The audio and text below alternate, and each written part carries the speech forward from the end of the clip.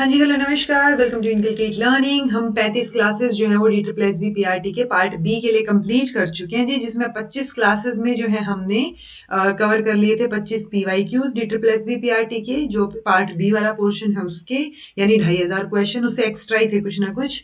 और उसके बाद जो है हमने 26 से लेके 35वीं क्लास तक सारा NIOS का कंपाइल्ड मटेरियल पढ़ लिया है। ओके, सो अगर आपका पेपर अभी है या थोड़े दिन बाद है या बाद में कभी आप ये वीडियो देख रहे हो, सो ये 11th की साइकोलॉजी NCERT साइकोलॉजी का कंपाइलेशन है।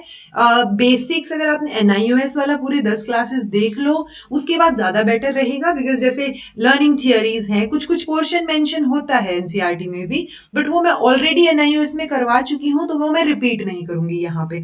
ओके, सो ये NIOS के बाद की क्लास है। इट्स लाइक NIOS के 10 कोर्सेज अगर आपने देख लिए हैं, 10 कोर्स मतलब वो 10 की 10 क्लासेस अगर आपने देख ली हैं, तो उसके बाद ये ज्यादा हेल्पफुल रहेगी। एंड बाकी तो कोई भी बच्चा देख ही सकता है जिसको कंपाइल्ड फॉर्म में NCERT साइकोलॉजी समझनी हो या इंपॉर्टेंट पॉइंट्स देखने हो। Okay, this is presented by me Raveena. Videos informative लगे तो इनकलकेट लर्निंग को लाइक शेयर सब्सक्राइब जो आप कर सकते हैं, इट्स एब्सोल्युटली फ्री।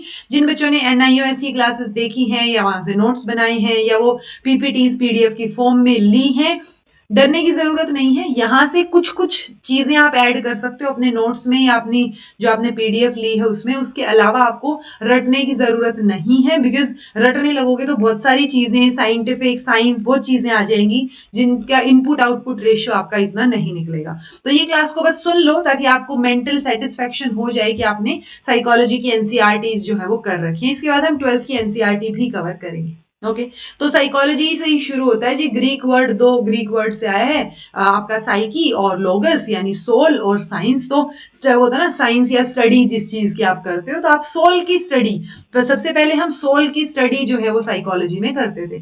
फिर चीजें चेंज हुई, धीरे धीरे हम ह्यूमन माइंड तक भी आए। सो जो ग्रोथ है ह्यूमन माइंड की, वो is still high adventure, in many ways the highest adventure on earth. तो वो ग्रोथ बहुत डिफरेंट डिफरेंट तरीके से जो है हमें देखने को मिलती है, नॉर्मन कजन ने बोला। ओके, तो ओवरऑल साइकोलॉजी में अब हम मेंटल प्रोसेसेस, क्योंकि वो बहुत कॉम्प्लेक्स है, एक्सपीरियंस, बिहेवियर, इन सारी चीजों को डिफरेंट डिफरेंट एस्पेक्ट में, डिफरेंट डिफरेंट इंडिविजुअल में, डिफरेंट कॉन्टेक्स्ट में पढ़ने की कोशिश करते हैं। एंड आपको रटने की जरूरत नहीं है। ऑल्दो एक न्यू डिसिप्लिन है साइको न्यूरो इम्यूनोलॉजी, जो आप ध्यान रख सकते हो, जो आगे एक बार और भी आएगा ये वर्ड। ओके, सो जो एम्फेसाइज किस पे करता है, माइंड की प्लेस, जो रोल माइंड प्ले करता है इम्यून सिस्टम को स्ट्रेंथन करने में। ठीक है, सो माइंड का क्या रोल रहता है आपके इम्यून सिस्टम पे, उसका उसका उस पे फोकस करता है आपका साइको न्यूरो इम्यूनोलॉजी। ओके, यानी साइको साइकोलॉजी, दिमाग लगा लो, cognition, and neuro nervous system, जैसे हम CNS और ANS पढ़ेंगे, और इम्यूनोलॉजी यानी इम्यून सिस्टम। ओके, देन है जी साइकोलॉजी का इवोल्यूशन, जो आपको बेसिक आइडिया होना चाहिए। जैसे स्ट्रक्चरलिस्ट, तो विलियम वुंड जो है वो बहुत इंपॉर्टेंट नाम है, स्ट्रक्चरलिस्ट है ये। ठीक है, सो इन्होंने एनालाइज किया structure of mind through introspection, और इन्होंने फर्स्ट साइकोलॉजी लेबोरेटरी भी लिप्जिग जर्मनी में जो है वो ओपन की। बहुत कम साइंटिफिक है ये एस्पेक्ट, जो स्ट्रक्चरलिस्ट का एस्पेक्ट है, क्योंकि आप इंट्रोस्पेक्ट कर रहे हो। ठीक है, आप बैठ के सोच रहे हो, बातें कर रहे हो, उसके हिसाब से आप चीजों को जो है वो एनालाइज कर रहे हो। सो इसमें कहीं साइंस तो आई नहीं। ओके, देन फंक्शनलिस्ट, फंक्शनलिस्ट जो माइंड के फंक्शन के ऊपर काम कर रहे हैं। ओके, तो विलियम जेम्स इनमें एक नाम आता है। देन जो कि कॉन्शियसनेस के ऊपर काम कर रहे हैं, कॉन्शियसनेस को ये क्या बोल रहे हैं, एज एन ऑनगोइंग स्ट्रीम है मेंटल प्रोसेस की। ठीक है, तो इसमें और भी चीजें अभी आएंगी। देन जॉन ड्यूई, उन्होंने भी फंक्शनलिज्म को यूज किया ये आर्ग्यू करने के लिए कि फंक्शन जो है, to function effectively by adapting to their environment, यानी ह्यूमन बीइंग्स जो है वो इफेक्टिवली फंक्शन करते हैं क्योंकि वो अपने एनवायरमेंट से अडेप्ट हो जाते हैं। ओके, जेस्टाल्ट साइकोलॉजी होल की बात करती है। ठीक है, सो ये होता है ना कि जो स्ट्रक्चरलिज्म या स्ट्रक्चरलिस्ट एस्पेक्ट हमने सबसे पहला पढ़ा, उसके ऑपोजिट जो है ये चीज देखने को मिली। यहाँ पे इंट्रोस्पेक्शन नहीं हो रहा है, यहाँ पे सब कुछ एक्सपीरियंस है। एक्सपीरियंस ही होलिस्टिक है, वो एज अ होल है, जेस्टाल्ट है। जेस्टाल्ट का मतलब एज अ होल ही होता है। ओके, फोर्थ है जी बिहेवियरिज्म। बिहेवियरिज्म में वॉटसन पढ़ते हैं हम, पैवलोव पढ़ते हैं, पैवलोव की थियरी भी हम पढ़ चुके हैं। बिहेवियरिज्म के फादर जो है वो हम जॉन वॉटसन को बोलते हैं, ये बात आपको पता हो। फ्रूइड ने साइको एनालिसिस की बात की है, साइको एनालिटिकल थियरी भी हमने इनकी की है। Then Carl Roger, Abraham Maslow, ये ह्यूमनिस्ट अप्रोच के साथ आगे बढ़ते हैं। ठीक है, सो ये बेसिकली डेवलपमेंट था। इंडिया में अगर आप देखोगे तो फर्दर और भी चीजें हैं जो हम आगे पढ़ेंगे, बट एक छठा और सातवां कोग्निटिविज्म, कंस्ट्रक्टिविज्म। बिहेवियरिज्म में हम फोकस कर रहे हैं बिहेवियर पे कि बाहर क्या बिहेवियर दिख रहा है, जैसे हमने पैवलोव के कुत्ते का देखा। ओके, लेकिन जब आप बात करते हो कोग्निटिविज्म की तो हम ये देखते हैं कि अगर कुत्ते के सलाइवा आया है तो दिमाग में क्या प्रोसेस चला होगा। सो कोग्निशन में हम क्या देखो, कोग्निटिविज्म में हम देखते हैं कि दिमाग के प्रोसेसेस के बारे में। ठीक है, तो इसमें थिंकिंग, अंडरस्टैंडिंग, परसीविंग, मेमोराइज, ये सारी चीजें आ गई। ओके, कंस्ट्रक्टिविज्म में हम नॉलेज कैसे कंस्ट्रक्ट करते हैं एक्टिवली, वो आता है। ठीक है, सो वो कंस्ट्रक्टिविज्म वाला फील्ड हो गया। इंडिया की बात करें तो ये पूछा जा सकता है जी कि डिपार्टमेंट ऑफ फिलोसफी जो है कैलकाटा यूनिवर्सिटी में सबसे पहले शुरू हुआ। उसके साथ साथ फर्स्ट सिलेबस जो है एक्सपेरिमेंटल साइकोलॉजी का वो भी इन्होंने इंट्रोड्यूस किया, और फर्स्ट लेबोरेटरी जो है साइकोलॉजी की वो भी इन्होंने ही इंट्रोड्यूस की।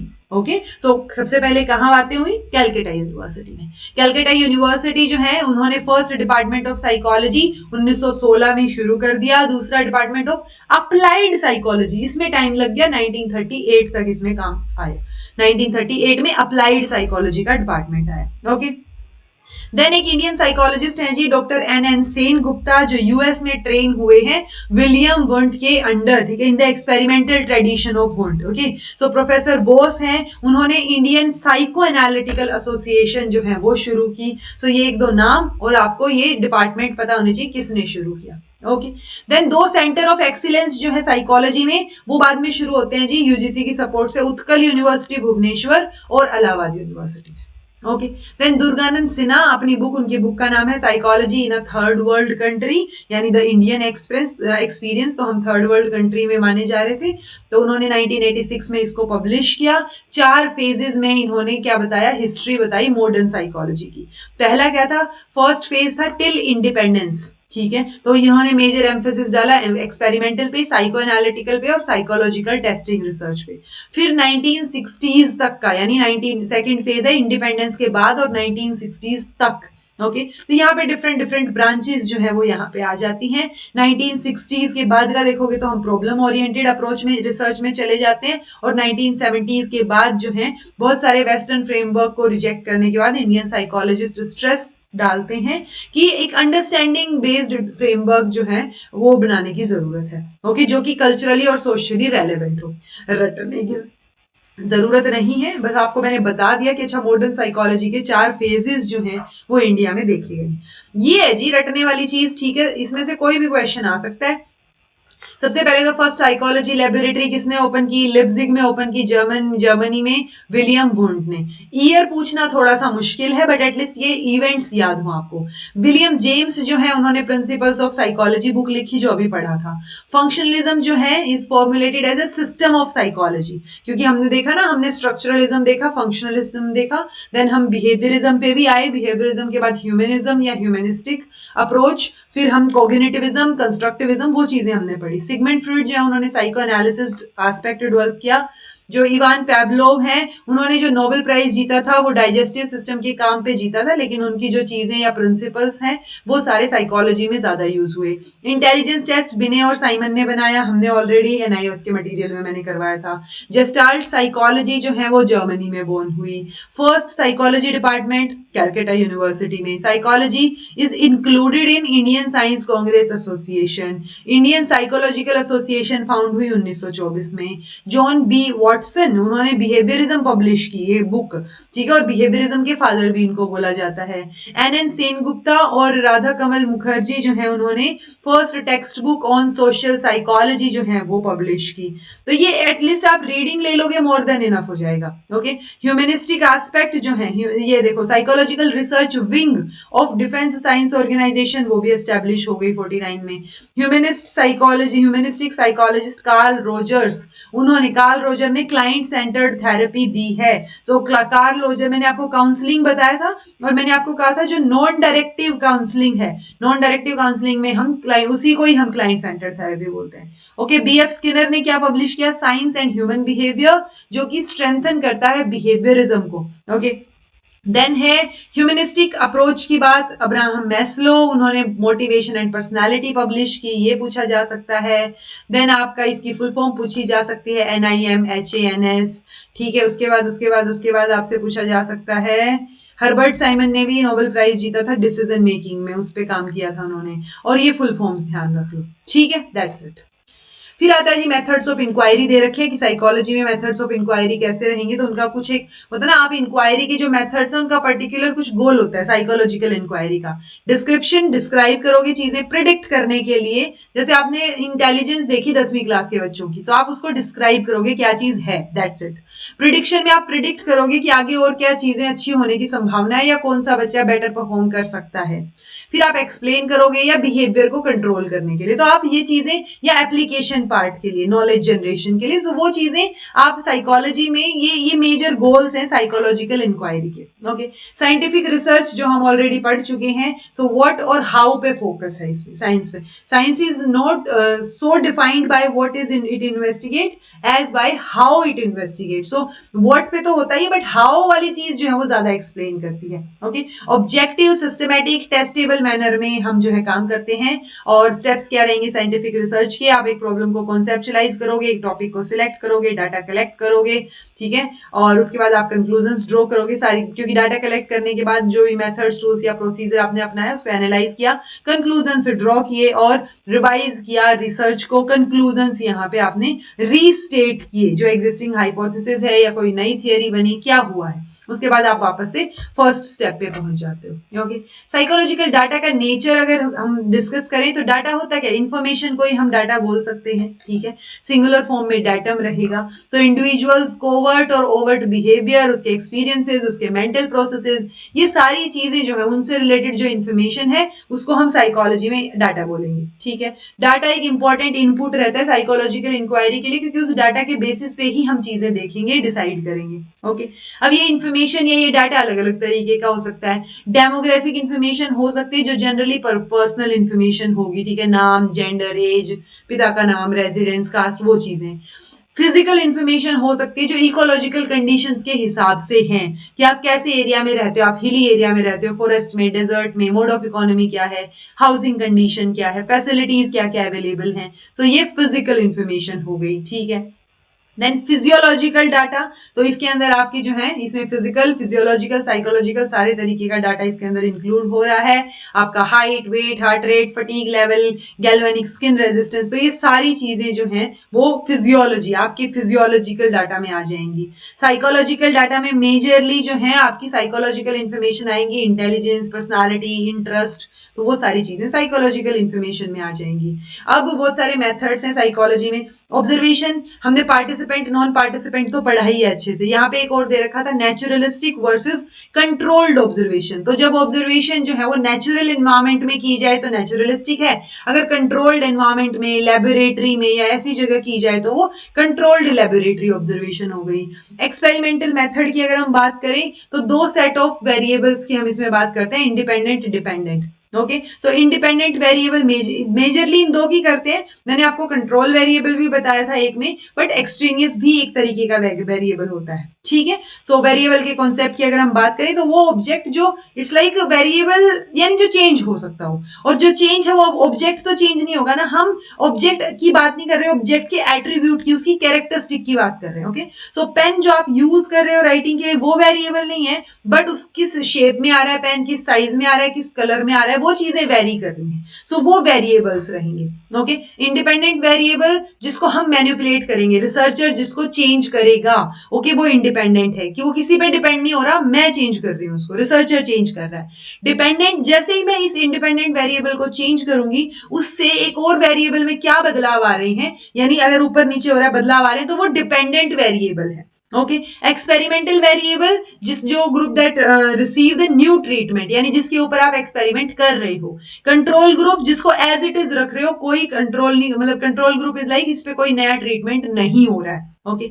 एक्सट्रेनियस वेरिएबल जो है is any variable that you are not investigating, but उसमें एक पोटेंशियल इफेक्ट है कि वो आपके डिपेंडेंट वेरिएबल को चेंज कर सकता है।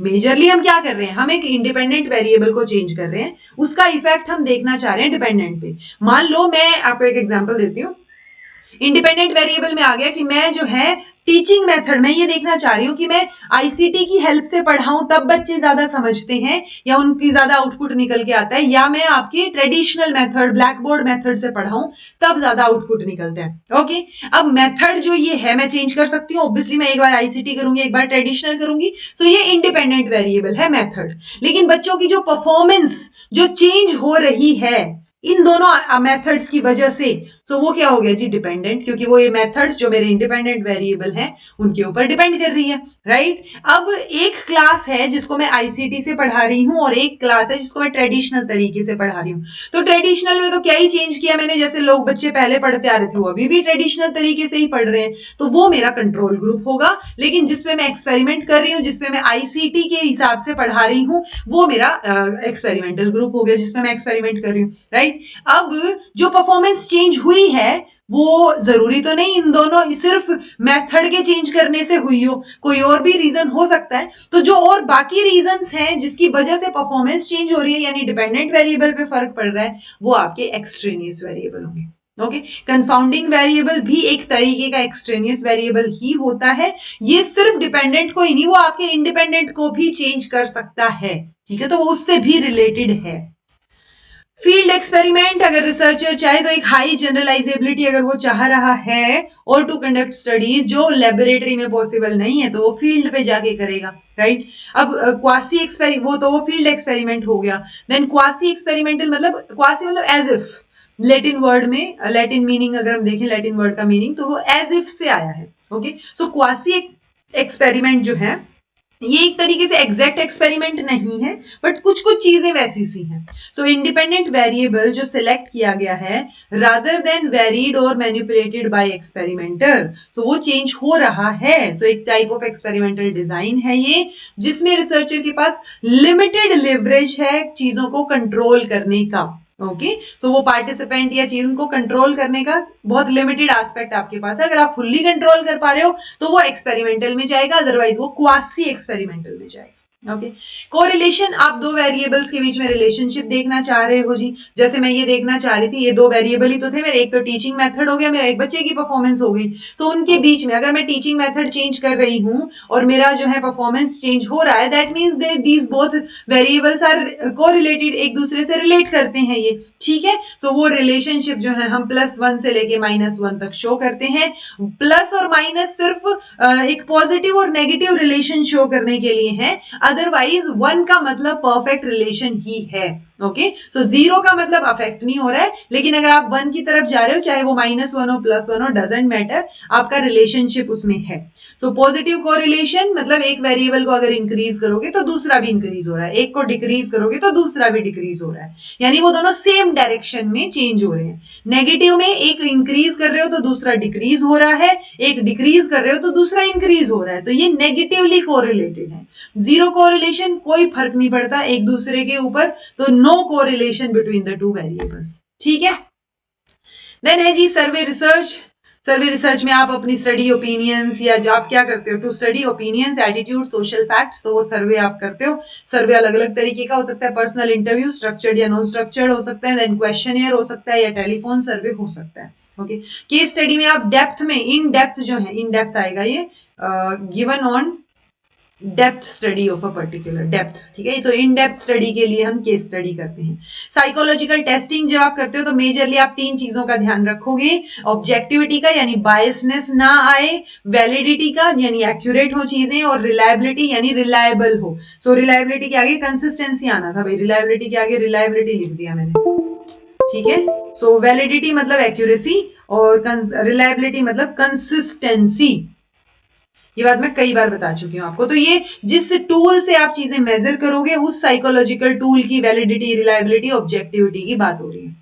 अब टाइप ऑफ टेस्ट की बात करेंगे तो बहुत सारे टाइप है जी, वर्बल हो सकता है, नॉन वर्बल हो सकता है, परफॉर्मेंस हो सकता है, लाइक राइट। फिर लिटरेसी जो है वो वर्बल के लिए लिटरेसी की जरूरत पड़ेगी, पढ़ा लिखा होगा वही वर्बल टेस्ट ले पाएगा, नॉन वर्बल तो कोई भी ले सकता है, ठीक है। नॉन वर्बल में सिंबल्स या पिक्चर्स आपको दिखेंगे तो पढ़ने लिखने की जरूरत नहीं है। परफॉर्मेंस टेस्ट में आप जो जिसके होता है ना एक परफॉर्मेंस करके दिखे तो मूवमेंट ऑफ ऑब्जेक्ट जो है वो जरूरत है परफॉर्मेंस टेस्ट में। देन साइकोलॉजिकल टेस्ट जो है उनको स्पीड और पावर टेस्ट में भी क्लासिफाई किया जाता है। स्पीड में आप टाइम लिमिट सेट कर देते हो कि इतनी देर में करना है ये। पावर टेस्ट जो है वो आपकी एबिलिटी, जो है अंडरलाइंग एबिलिटी को जज करने के लिए होता है, ठीक है। तो वो पावर टेस्ट हो गया। देन इंडिविजुअल या ग्रुप टेस्ट हो सकते हैं, जैसे हमने इंडिविजुअल इंटेलिजेंस टेस्ट किए थे, ग्रुप इंटेलिजेंस टेस्ट किए थे, ओके। रिलायबिलिटी में आपको बस इतना सा पता हो कि test retest method, equivalent method या test split half method, Kuder Richardson method, interrater method, तो ये सारे मेथड रिलायबिलिटी को चेक करने के लिए हैं, बस इतना पता हो आपको, ओके। सो ये रिलायबिलिटी चेक करने के लिए है जी, उससे ज्यादा नहीं पूछेंगे। आपको एक ब्रॉड आइडिया हो, हमने बोला ना वैलिडिटी रिलायबिलिटी, तो रिलायबिलिटी चेक करने के लिए है, ओके। देन है हम क्वांटिटेटिव मेथड, क्वालिटेटिव मेथड, दोनों तरीके के मेथड्स का भी यूज करते हैं। क्वांटिटेटिव में हम क्वांटिटी पे फोकस करते हैं, नंबर्स पे फोकस करते हैं, और क्वालिटेटिव में हम क्वालिटी के ऊपर फोकस करते हैं, ओके। साइकोलॉजिकल इंक्वायरी की लिमिटेशंस क्या है? लैक ऑफ ट्रू 0 पॉइंट्स, और भी बहुत हो सकती है, बट ये 3 ही आपकी एनसीईआरटी में मेंशन है। तो relative nature of psychological tools, क्योंकि सारे टूल्स सेम नहीं हो सकते या सेम तरीके से वो रीडिंग्स दें, ऐसा भी नहीं होता। सब्जेक्टिव इंटरप्रिटेशन जो है, जब आप क्वालिटेटिव डाटा की करते हो, तो क्वालिटेटिव डाटा में नंबर तो नहीं है ना, सो आप सब्जेक्टिवली उसको इंटरप्रेट करते हो, तो वहां पे भी बायसनेस आने के चांसेस और बहुत सारी चीजें गड़बड़ होने के चांसेस हैं, ओके। एथिकल इश्यूज की अगर हम बात करें, सो एथिकल इश्यूज में कुछ एक प्रिंसिपल होते हैं जी, ठीक है, जो क्योंकि साइकोलॉजिकल बिहेवियर, साइकोलॉजिकल रिसर्च जो है वो ह्यूमन बिहेवियर से डील कर रही है, ओके। तो रिसर्च में कुछ मोरल प्रिंसिपल्स, एथिक्स आप फॉलो करो जब आप स्टडी कर रहे हो चीजें, सो उनका वो आपसे एक्सपेक्ट किया जाता है, ओके। ये जो प्रिंसिपल्स हैं ये क्या है जी? आप पर्सन की प्राइवेसी को रिस्पेक्ट करोगे, चॉइस टू पार्टिसिपेट, कि वो आपकी स्टडी में पार्टिसिपेट करना चाहता है नहीं चाहता है, सो वो जब कंसेंट दे तो उसके साथ ही इन्फॉर्म्ड कंसेंट होनी चाहिए, यानी आप उसको सारी चीजों के बारे में बताओगे, फिर अगर वो पार्टिसिपेट करना चाहता है आपकी स्टडी में तो वो करेगा, अदरवाइज नहीं करेगा, सो उसकी मर्जी, ओके। तो आपने रिस्पेक्ट करनी है उसकी प्राइवेसी की, आपको कॉन्फिडेंशियलिटी मेंटेन करनी है, आपको ये नहीं करना है कि एक की बात जो है किसी दूसरे को बता दी, ओके। सो वो चीज आप नहीं करोगे। बेनिफिशियंस और protecting the participant in study from any harm, justice और sharing the benefit of research with all participant. So ये चीज नहीं होनी चाहिए कि आप जो है मतलब इट्स लाइक प्रोटेक्ट करोगे, आप कोई डाटा को आप लीक नहीं करोगे, कोई हार्म नहीं होना चाहिए उस पर्सन को, और अगर आपको आप जो स्टडी कर रहे हो उससे कुछ मॉनिटरी या कैसा भी फायदा हो रहा है तो आप वो उनके साथ शेयर करोगे, ओके। ये कुछ एक इंपॉर्टेंट एस्पेक्ट है जी एथिकल प्रिंसिपल्स के जो डिस्क्राइब किए गए, जैसे वॉलंटरी पार्टिसिपेशन, स्वैच्छिक सहभागिता, उसका मन करेगा तो ही वो पार्टिसिपेट करे। इन्फॉर्म्ड कंसेंट, आप उसको सारी चीजें इन्फॉर्म करो पहले स्टडी के बारे में, और फिर अगर वो सहमति देता है तो वो पार्टिसिपेट करे। डीब्रीफिंग, यानी आप स्पष्ट कर दो सारी चीजें, डीब्रीफ कर दो, सारी चीजों के बारे में बता दो। Sharing the results of the study, आप स्टडी के रिजल्ट्स भी जो है उनसे शेयर कर सकते हो, और उनके डाटा को कॉन्फिडेंशियल जो है रखना आपका काम है, ओके। देन नेक्स्ट चैप्टर आ जाता है जी आपका basis of human behaviour, very important chapter, यहां से डायरेक्ट क्वेश्चंस बनते हैं। तो ये थोड़ा सा बायोलॉजी की तरफ ओरिएंटेड है जी, ये चैप्टर हमारे शरीर के बारे में है टेक्निकली, ठीक है। सो न्यूरॉन्स जो है वो बेसिक यूनिट होती है हमारे नर्वस सिस्टम की, तो आपसे पूछा जा सकता है which is the basic unit of our nervous system, तो न्यूरॉन्स हैं। तो ये स्पेशलाइज्ड सेल्स होती हैं जिनकी यूनिक प्रॉपर्टी होती है, ये जो है स्टिमुलस लेती हैं और फिर उसको जो है इलेक्ट्रिकल इंपल्सेस में कन्वर्ट करके आगे पास ऑन करती हैं, ओके। सो ये है जी न्यूरॉन, जो बेसिक यूनिट है, ठीक है। 3 फंडामेंटल कंपोनेंट होते हैं इसके, सोमा, डेंड्राइट और एक्सोन। तो ये सोमा है, ये डेंड्राइट्स हैं, और ये जो पार्ट है ये आपका एक्सोन है, ठीक है। सोमा या सेल बॉडी जो है वो मेन बॉडी है नर्व सेल की, ओके। सोमा ये मेन बॉडी है बीच वाली, ओके। देन ये इसमें न्यूक्लियस और साइटोप्लाज्म आ गए, ये सोमा है। डेंड्राइट जो है ये ब्रांचेस निकली हुई हैं, जो स्पेशलाइज्ड स्ट्रक्चर, ये कहाँ है? सोमा से निकले हुए हैं, तो इनको हम डेंड्राइट्स बोलते हैं। ये रिसीव करते हैं, यानी यहाँ पे एंड पे जाके ये एंड वाले जो पॉइंट्स हैं इनके ऊपर ये क्या करेंगे? इंफॉर्मेशन को रिसीव करते हैं, ठीक है। फिर जो रिसीव्ड सिग्नल्स हैं ये सोमा को पास कर देंगे, सोमा एक्सोन को पास कर देगा इंफॉर्मेशन को, और फिर वो फर्दर पास ऑन कर देंगे। ठीक है, टर्मिनल पॉइंट पे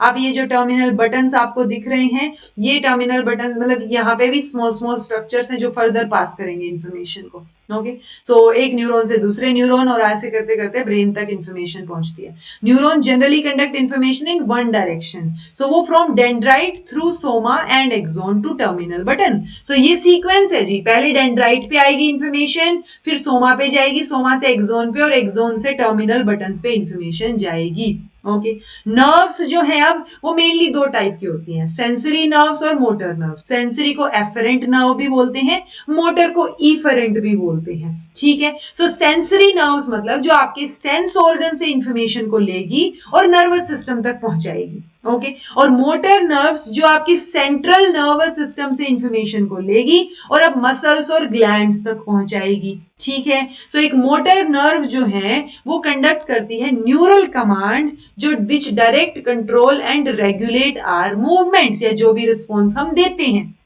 ओके, तो हमारे सेंसेस ने, कोई गर्म चीज के हाथ लगाया, मेरे सेंसेस ने वो बात मेरे nervous system, central nervous system तक पहुंचाई और वहां से मोटर नर्व ने वो बात मसल और ग्लैंड तक पहुंचाई और मैंने कहीं हाथ लगा रखा था गर्म, वो हाथ मेरा पीछे हो गया। ओके, सो ये मूवमेंट्स जो है वो कौन रेगुलेट करता है? मोटर नर्व जो है वो रेगुलेट कर रही है।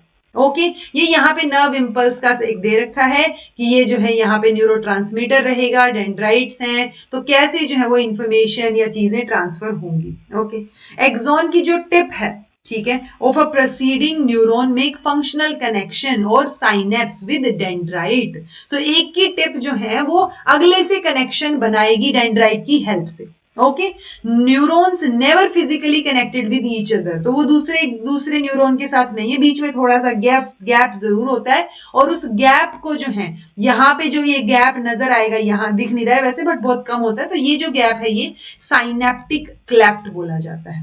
ओके, देन बात आती है जी कुछ एक केमिकल सब्सटेंस होते हैं। So nerve impulse from one neuron is transmitted by complex synaptic transmission process.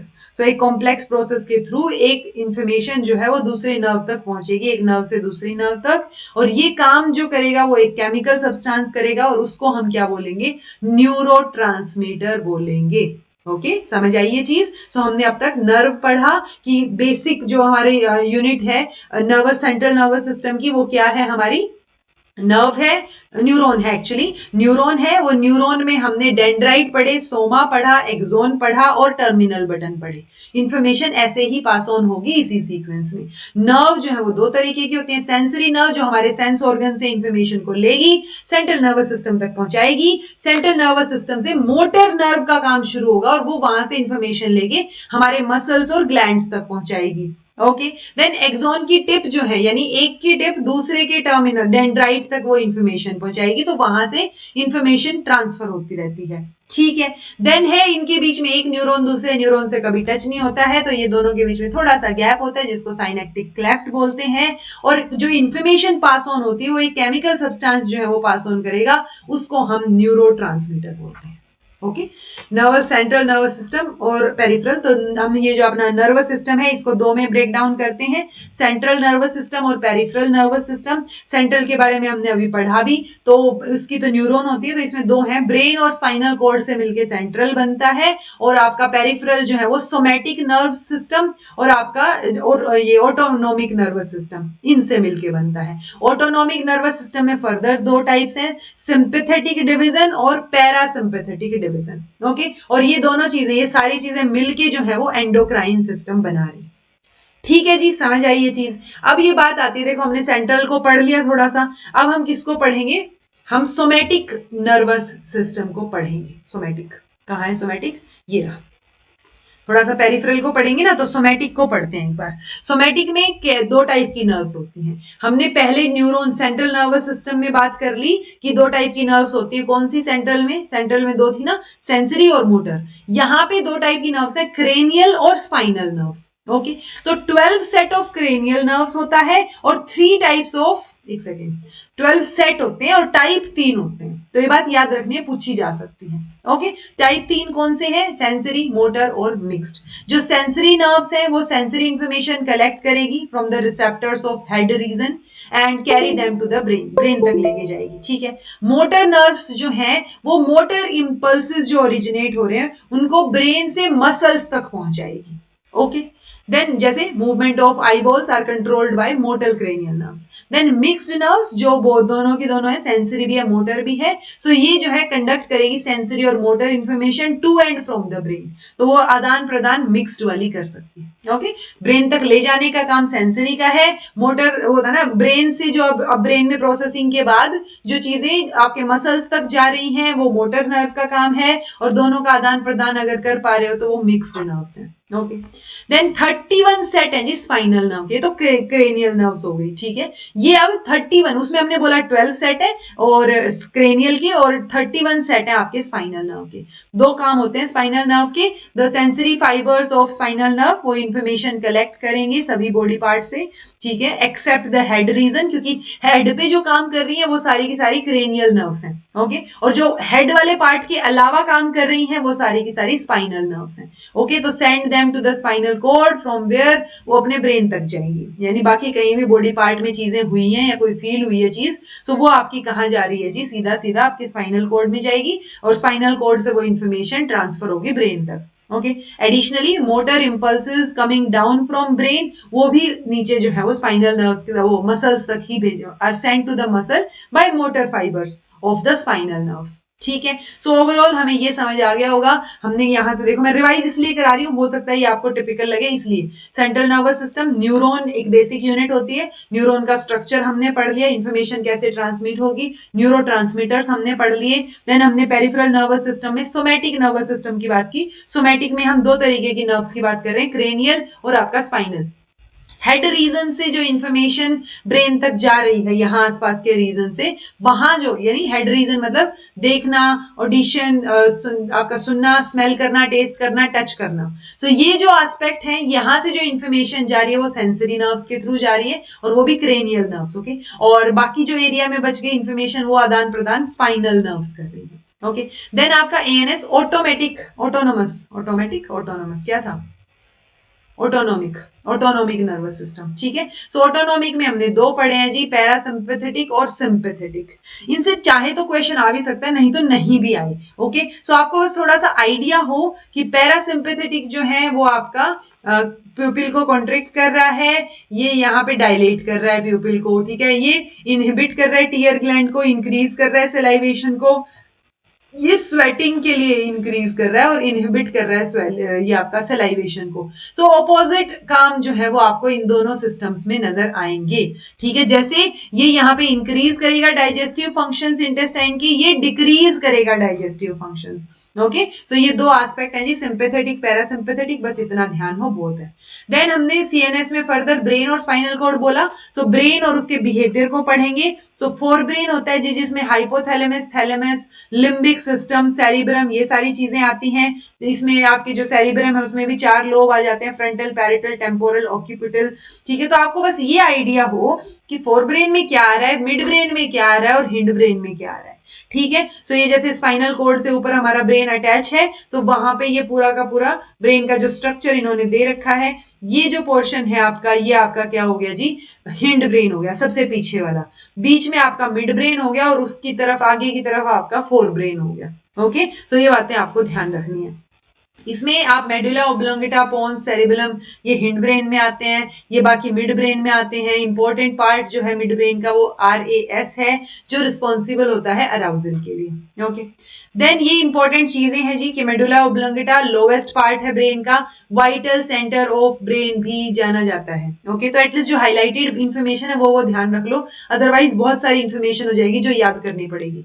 पोन्स जो है ये स्लीप मैकेनिज्म में इन्वॉल्व होते हैं जी। ओके सेरिबेलम जो है ये हाईली डेवलप्ड पार्ट होता है हिंड ब्रेन का। ये कंट्रोल करता है, मेंटेन और कंट्रोल करता है पोस्चर और इक्विलिब्रियम बॉडी का। ओके तो ये कोऑर्डिनेशन मेंटेन करेगा मस्कुलर मूवमेंट का, तो ये मेन फंक्शन है इसका। सो एटलीस्ट आपको ये पता हो कि अच्छा ठीक है, नीचे की तरफ यहाँ पे मेडुला ओब्लोंगेटा है, देन पोन्स है, पोन्स जो है वो स्लीप मैकेनिज्म में इन्वॉल्व होता है, देन आपका जो है वो मिड ब्रेन आएगा आगे। ठीक है, सो वो चीजें आपको पता होनी चाहिए। ओके देन आता है जी, अच्छा सेरिबेलम यहाँ पे है। ओके देन है आपका most important part of the brain, ये फोर ब्रेन है, बहुत इंपॉर्टेंट है।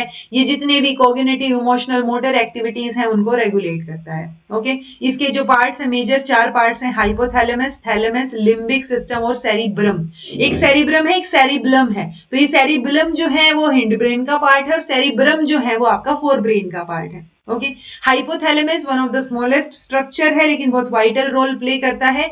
ये फिजियोलॉजिकल प्रोसेसेस में जो इन्वॉल्व होते हैं हम, वो रेगुलेट करता है जो इमोशनल मोटिवेशनल बिहेवियर में इन्वॉल्व है चीजें। ठीक है, जैसे eating, drinking, sleeping, sexual arousal, तो ये सारी चीजों को रेगुलेट करने का काम कौन करता है? हाइपोथैलेमस करता है। ठीक है, थैलेमस जो है वो आपका एग शेप्ड, ये बीच में जो छोटा सा अंडा दिख रहा है आपको यहाँ पे बीच में, तो ये egg shaped cluster of neurons जो है ये आपका थैलेमस है। ठीक है, देन लिम्बिक सिस्टम और आपका सेरिब्रम। सेरिब्रम ज्यादा इंपॉर्टेंट है जी, सेरिब्रम को आपको पता होना चाहिए। देखो इसमें ये भी बोला है कि जो हिप्पोकैम्पस है, 2 पार्ट होते हैं इसके, हिप्पोकैम्पस और अमाइगडाला। तो जो हिप्पोकैम्पस है वो लॉन्ग टर्म मेमोरी में रोल प्ले करता है और जो अमाइगडाला है वो आपका इमोशनल बिहेवियर में इंपॉर्टेंट रोल प्ले करता है। ओके सेरिब्रम जो है ये एक एक करके याद होंगे, ऐसे रट्टे से ही थोड़ा थोड़ा रोज देख के। ठीक है, तो जितना याद हो कर लेना। सेरिब्रम, सेरिब्रल कॉर्टेक्स, तो ये हायर लेवल कोग्निटिव फंक्शंस जो हैं उनको रेगुलेट करता है। जैसे इसमें 4 लोब्स हम पढ़ते हैं सेरिब्रम में। फ्रंटल लोब कोग्निटिव फंक्शंस के लिए, पैरिटल लोब ये आपका क्यूटेनियस सेंसेशंस या उनकी जो कोऑर्डिनेशंस है विजुअल और ऑडिटरी सेंसेशन के साथ उनके लिए, टेम्पोरल ऑडिटरी इंफॉर्मेशन के लिए और ऑक्यूपिटल आपकी विजुअल इंफॉर्मेशन के लिए। सो आपको ये 4 के 4 लोब्स पता होने चाहिए कि अच्छा सेरिब्रम की है, बहुत इंपॉर्टेंट है। जैसे अगर आप कार ड्राइव कर रहे हो तो आपका क्या कर रहा है? ऑक्यूपिटल लोब देख रहा है ना, सामने देख तो रहे हो सारी चीजें, सुन रहा है वो टेम्पोरल लोब की वजह से सुन रहा है। जो आप मोटर एक्टिविटीज कंट्रोल कर पा रहे हो कि ब्रेक दबाना, ये करना है, वो करना है, ये पैरिटल लोब में आ गया। जो डिसीजन आप ले रहे हो वो फ्रंटल लोब में आ गया। सो ये कॉग्निटिव, आपका पैरिटल, टेम्पोरल और ऑक्यूपिटल लोब। ठीक है जी, न्यूबॉर्न जो है उसमें रिफ्लक्सेस आप देखते हो, तो जो रिफ्लक्स है वो अलग होता है। जैसे रूटिंग रिफ्लक्स, मोरो, मैंने पीवाईक्यूज करवाते टाइम आपको ये करवाया था, मोरो रिफ्लक्स और बेबिंस्की रिफ्लक्स करवाया था मैंने, आई होप आपको याद हो। ठीक है, सो ये मेजर रिफ्लक्स है न्यूबॉर्न में, 4 के 4। सो ये 4 के 4 जो है वो मेंशन है, तो चारों पता होने चाहिए आपको। रिफ्लक्स ऑटोमेटिक होते हैं, उन्होंने सीखा नहीं है, तो ये बिल्ट इन रिस्पॉन्स होते हैं कि आप अगर बच्चे का पैर पकड़ोगे, उंगली पकड़ोगे तो वो कुछ रिस्पॉन्स देगा। ओके रूटिंग क्या है जी? Turning the head, opening the mouth when touched on the cheek. So आप अगर उसके चीक पे हाथ लगाओगे तो वो आपको 3 से 6 महीने के बीच में आपको वो मूव करेगा और एकदम से उसका मुंह खुल जाएगा। सो ये 3 से 6 महीने में डिसअपियर हो जाता है। Okay Moro reflex, if there is a loud noise, baby जो है वो अपनी ऐसे होता है ना एकदम से स्ट्रेच हो जाना, पूरा हाथ पैर सीधे कर लेगा, गर्दन पीछे की तरफ गिर जाएगी और रोने लग जाएगा। ठीक है, so although reaction to loud noises is permanent, but still ये वाला जो रिफ्लक्स है बिल्कुल सीधा हो जाने वाला, ये 6 से 7 महीने में डिसअपियर हो जाता है। कई बार आप देखोगे बाद में भी ये चीजें दिखती हैं आपको कि बस तिलकियां मार रहा है बच्चा, तो वो नॉइज से रिलेटेड नहीं है, वो होती ही है। फिर ग्रैस्प, जब भी आप बच्चे को फिंगर दोगे, आप फिंगर रखोगे उसकी हथेली पे, पाम पे, सो वो एकदम से बंद कर लेगा। सो ये भी 3 से 4 महीने पे जो है वो डिसअपियर हो जाएगा और बाद में वॉलेंटरी ग्रैस्पिंग आएगी कि आप उंगली पकड़ा रहे हो तो उसको पता है वो पकड़ रहा है, उससे पहले उसको पता भी नहीं होता कि वो उंगली पकड़ रहा है। ओके बेबिंस्की रिफ्लक्स, ये इंपॉर्टेंट है जी, जब आप बेबी के फुट पे, बॉटम पे अगर आप पैर रख रहे हो तो वो ऐसे फैन की तरह टोगो कर लेगा और फिर कर्ल करेगा। ठीक है, सो ये फैन वाला एस्पेक्ट जो है ये भी 8 से 12 महीने में डिसअपियर हो जाता है। मैंने जब पीवाईक्यूज में बेबिंस्की रिफ्लक्स करवाया था, मैंने पहली बार तब पढ़ा था, मैंने अपनी बच्ची के चेक किया फिर कि अच्छा ठीक है वो ऐसे नहीं कर रही है, अब वो जो है उसका नेगेटिव है बेबिंस्की रिफ्लक्स अभी के लिए। तो बेबिंस्की रिफ्लक्स अगर लंबे टाइम तक पॉजिटिव चलता है तो आपको बच्चे को चेक करना बहुत जरूरी हो जाता है। Okay, reflex action involuntary actions होते हैं, तो इसमें कोई वो नहीं है। एक बार डेफिनेशन पूछी गई थी कि कौन इनवॉलेंट्री एक्शंस को आप क्या बोलोगे, तो वो रिफ्लेक्स एक्शन होते हैं जी। वो होता है ना एक इनबोर्न इनबिल्ट रिस्पॉन्स है किसी स्टिमुलस के लिए। देन बात आती है जी एंडोक्राइन सिस्टम की। एंडोक्राइन सिस्टम में ये यहाँ पे ग्लैंड्स दे रखे हैं, major endocrine gland, pituitary gland, then thyroid gland, pancreatic gland, adrenal gland, और ओवरी फीमेल में होती है, वो भी एक ग्लैंड में मानी जाएगी, और टेस्टिस जो है वो मेल पार्ट में होती है। ओके, सो एंडोक्राइन सिस्टम, क्योंकि ग्लैंड्स जो हैं वो बहुत इंपॉर्टेंट रोल प्ले करती हैं हमारे डेवलपमेंट में, बिहेवियर में। वो स्पेसिफिक केमिकल सब्सटेंस रिलीज करती हैं जिनको हम हार्मोन्स बोलते हैं। ये जो ग्लैंड्स होती हैं ये डक्टलेस होती हैं, कोई डक्ट नहीं होती इनमें, तो डक्टलेस ग्लैंड या एंडोक्राइन ग्लैंड इनको बोलते हैं, क्योंकि कोई डक्ट नहीं है जैसे बाकी ग्लैंड्स में है। ओके, कि वो अपने सीक्रेशन को एक जगह से दूसरी जगह पहुंचाएं, उसके लिए कोई डक्ट नहीं। ये ब्लड स्ट्रीम में ही रिलीज करेंगी हार्मोन्स, और वो ब्लड के थ्रू ही जो है वो सर्कुलेट होंगे जहां भी पहुंचने होंगे।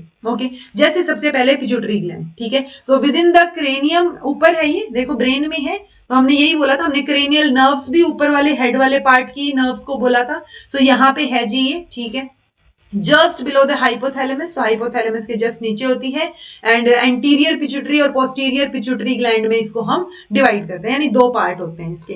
एंटीरियर पिट्यूटरी डायरेक्टली कनेक्टेड होती है हाइपोथैलेमस से, जो कि हार्मोनल सिक्रीशंस को रेगुलेट करेगा, और पिट्यूटरी ग्लैंड जो है वो ग्रोथ हार्मोन सिक्रीट करती है, और बाकी भी, बट मेजरली वो जो है हार्मोनल सिक्रीशन को रेगुलेट कर रही है। ये यहाँ पे ग्रोथ हार्मोन सिक्रीट कर रही है, जो डायरेक्ट और रेगुलेट करेंगे बाकी और फंक्शंस को बॉडी में। ओके, सो बाकी और को कर रहे हैं, क्योंकि वो ना यहाँ से मेन चीज है, ये सेंटर है, बॉस है ये। सो मास्टर ग्लैंड भी इसको बोलते हैं। तो मास्टर ग्लैंड किसको बोलते हैं? पिट्यूटरी ग्लैंड को बोलते हैं। Okay, thyroid gland located in the neck, produce thyroxine. इतनी बात याद रख लोगे, मोर देन इनफ है। ओके, अगर optimum amount of thyroxine secrete हो रहा है, रेगुलेट हो रहा है, regulated by anterior pituitary hormone, उसका नाम है थायराइड स्टिमुलेटिंग हार्मोन। यानी ये जो एंटीरियर पिट्यूटरी है, ये एक हार्मोन रिलीज करेगी थायराइड स्टिमुलेटिंग, फिर जाके ये जो थायराइड ग्लैंड है ये थायरोक्सिन जो है वो प्रोड्यूस करेगी, यानी स्टिमुलेट हो जाएगी ये, और वो हार्मोन वो वहां से रिलीज करेगी। ठीक है, देन दूसरी साइड अगर आप अंडर प्रोडक्शन की बात करोगे, तो थायरोक्सिन का अंडर प्रोडक्शन जो है उससे फिर फिजिकली और साइकोलॉजिकली आप जो है लेथार्जिक फील कर सकते हो। If thyroxine gland is removed in young animal, उनकी जो ग्रोथ है इज स्टंटेड, और वो फेल हो जाते हैं, फेल टू डेवलप सेक्सुअली। तो थायराइड ग्लैंड जो है देखी गई कि यंग एनिमल्स में अगर रिमूव कर दी तो ये दिक्कतें जो है उनको फेस करने को मिली। तो हमने क्या क्या किया, हमने पिट्यूटरी ग्लैंड कर ली जिसको मास्टर ग्लैंड बोल रहे हैं, थायराइड ग्लैंड कर ली, थायरोक्सिन रिलीज करती है। कब रिलीज करती है? जब यहाँ से एंटीरियर पिट्यूटरी बोलती है कि रिलीज कर, क्योंकि एंटीरियर पिट्यूटरी कैसे बोलती है, वो एक थायराइड स्टिमुलेटिंग हार्मोन रिलीज कर देगी, तो यहाँ से ये स्टिमुलेट हो जाएगी थायराइड ग्लैंड और ये थायरोक्सिन रिलीज कर देगी। फिर है जी एड्रिनल ग्लैंड, जो कि हर एक किडनी के ऊपर है। ठीक है, दो पार्ट होते हैं इसके भी, एड्रिनल कॉर्टेक्स और एड्रिनल मेडुला। ठीक है, दोनों डिफरेंट डिफरेंट हार्मोन सिक्रीट करते हैं। Adrenal cortex is controlled and regulated by ACTH, यानी एड्रिनो कोर्टिकोट्रोपिक हार्मोन। ठीक है, ये कौन करेगा? ये भी एंटीरियर पिट्यूटरी ग्लैंड रिलीज कर रही है, जैसे थायराइड स्टिमुलेटिंग हार्मोन किया था TSH। Okay, when secretion of adrenal cortex goes down, anterior pituitary को ये मैसेज मिल जाता है और वो इंक्रीज कर देगी सिक्रीशन ACTH का, और फिर वो सिक्रीज करेगी तो यहां से एड्रिनल कॉर्टेक्स को मैसेज मिलेगा कि ओ बढ़ाना है इसका जो है वो क्या हार्मोन का प्रोडक्शन। ओके, एड्रिनल कॉर्टेक्स जो है वो ग्रुप ऑफ हार्मोन सिक्रीट करते हैं जिनको कॉर्टिकॉइड भी बोलते हैं। ओके, एड्रिनल मेडुला जो है वो दो हार्मोन सिक्रीट करते हैं, एपिनेफ्रिन और नोर एपिनेफ्रिन। ओके, इनको हम एड्रिनलिन या नोर एड्रिनलिन भी बोलते हैं। जैसे आपने एक बार सांप देख लिया, भागोगे ना एकदम से, या आपको कहीं लग गई, एक्सीडेंट हो गया, तो उस टाइम पे एकदम दर्द नहीं होता आपको, तो वो एड्रेनलिन सिक्रीट होता है उस टाइम पे उस चीज को मैनेज करने के लिए। ओके, देन है जी pancreas, near the stomach, primary role है डाइजेशन ऑफ फूड में। एक हार्मोन सिक्रीट करता है जी ये इंसुलिन। इंसुलिन जो है वो हेल्प करता है लीवर को ताकि वो ग्लूकोज को ब्रेक डाउन कर सके। ठीक है, ताकि बॉडी उसको यूज करेगी फिर, जो कि लीवर में किस फॉर्म में स्टोर्ड है? ग्लाइकोजन की फॉर्म में स्टोर्ड है। जब पैनक्रियाज जो है वो इंसुलिन सिक्रीट करेगा तो लिवर में प्रेजेंट ये ग्लाइकोजन जो है वो ग्लूकोज के होता है ना, ब्रेक डाउन हो जाएगा इसका। ओके देन है जी, जब इंसुलिन नहीं सिक्रीट हो रहा प्रॉपर अमाउंट में तो उसको हम डायबिटिक मेलिटस बोलते हैं या सिंपली डायबिटीज भी बोलते हैं। सो डायबिटीज यानी इंसुलिन सिक्रीट नहीं हो रहा है पैनक्रियास से। तो आप देखते होंगे कई बार कि डायबिटीज के इंजेक्शन, डायबिटीज में जो इंजेक्शन लेते हैं वो इंसुलिन के इंजेक्शन होते हैं। ओके गोनाड्स जो है वो मेल में टेस्टिस और फीमेल में ओवरीज जो है उनको हम गोनाड्स बोलते हैं जी। ओके जो आपका ये again secretion of hormones of these glands वो इनिशिएट कहां से होगा, जब anterior pituitary gonadotropic hormone release करेगी, तब जाके ये गोनाड्स तक जो है वो क्या जाएगा, स्टिमुलस जाएगा और वहां से फिर जीटीएच जब सिक्रीट हो गया, ये यूजुअली प्यूबर्टी के टाइम सिक्रीट होता है, तब वो स्टिमुलेट करेगा गोनाड्स को कि वो हार्मोन सिक्रीट करना शुरू करें, जो कि एक तरीके से डेवलपमेंट ऑफ प्राइमरी और सेकेंडरी सेक्सुअल कैरेक्टरिस्टिक्स को स्टिमुलेट कर देगा और प्यूबर्टी की स्टेज आनी शुरू हो जाएगी। ओके ओवरीज जो है फीमेल में वो दो तरीके के हार्मोन प्रोड्यूस करती हैं, एस्ट्रोजन और प्रोजेस्ट्रॉन। एस्ट्रोजन जो है वो सेक्सुअल डेवलपमेंट करेगा फीमेल बॉडी में, और प्रोजेस्ट्रॉन का कोई भी रोल नहीं होता सेक्सुअल डेवलपमेंट में। इसका मेजर फंक्शन होता है जब वो कंसीव कर लिया है आपने, जब आप प्रेग्नेंट हो गए हो, तो उस टाइम पे प्रोजेस्ट्रॉन का काफी रोल रहता है। अगर प्रोजेस्ट्रॉन लेवल कम है तो डॉक्टर इंजेक्शन के थ्रू भी प्रोजेस्ट्रॉन आपको देता है, क्योंकि यूट्रस को प्रिपेयर करता है प्रोजेस्ट्रॉन। वो जो फर्टिलाइज्ड ओवम है, जो क्या जाइगोट बन गया है, एग और स्पर्म का मिलाप होके वो जाइगोट जो बना है, वो जब एक उसकी यूट्रस की लाइनिंग पे जाके चिपक गया है, अटैच हो गया है, तो उसके बाद प्रोजेस्ट्रॉन का सिक्रीशन बहुत जरूरी है। वो यूट्रस को एक प्रेगनेंसी के लिए प्रिपेयर करेगा। ओके तो ये दो मैंने हाईलाइट कर रखी है मेजर मेजर चीजें, आपको डरने की जरूरत नहीं है। ओके टेस्टिस में क्या हो रहा है जी, तो मेल टेस्टिस जो है वो मेल में होती है और वो स्पर्म जो है कॉन्टिन्यूटी में बनाती रहती है, प्रोड्यूस करती रहती है। तो ये मेल सेक्स हार्मोन सिक्रीट करते हैं जिसका नाम है एंड्रोजन।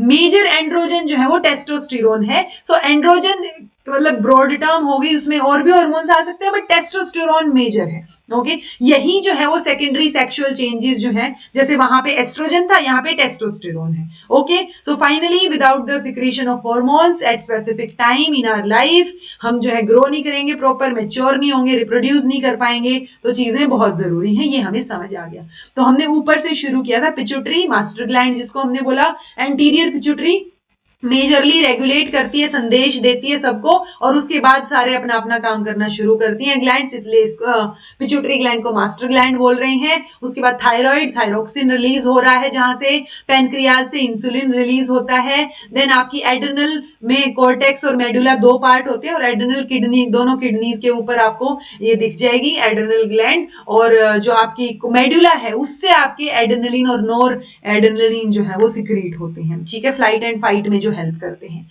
और उसके बाद हमने गोनाड्स बोला, गोनाड्स जो हम मेल में टेस्टिस को, फीमेल में हम ओवरीज को बोल रहे हैं। सो ये चीजें इंपॉर्टेंट है। फीमेल में ओवरीज में दो hormone main, estrogen progesterone. Estrogen sexual development में हेल्प करता है, जो कि मेल्स में टेस्टोस्टेरोन करता है, और क्योंकि मेल में तो प्रेगनेंसी होनी नहीं है तो वहां पे एक ही मेजर हार्मोन है टेस्टोस्टेरोन, और फीमेल में प्रोजेस्टेरोन भी है जो यूट्रस को प्रिपेयर करेगा प्रेगनेंसी के लिए।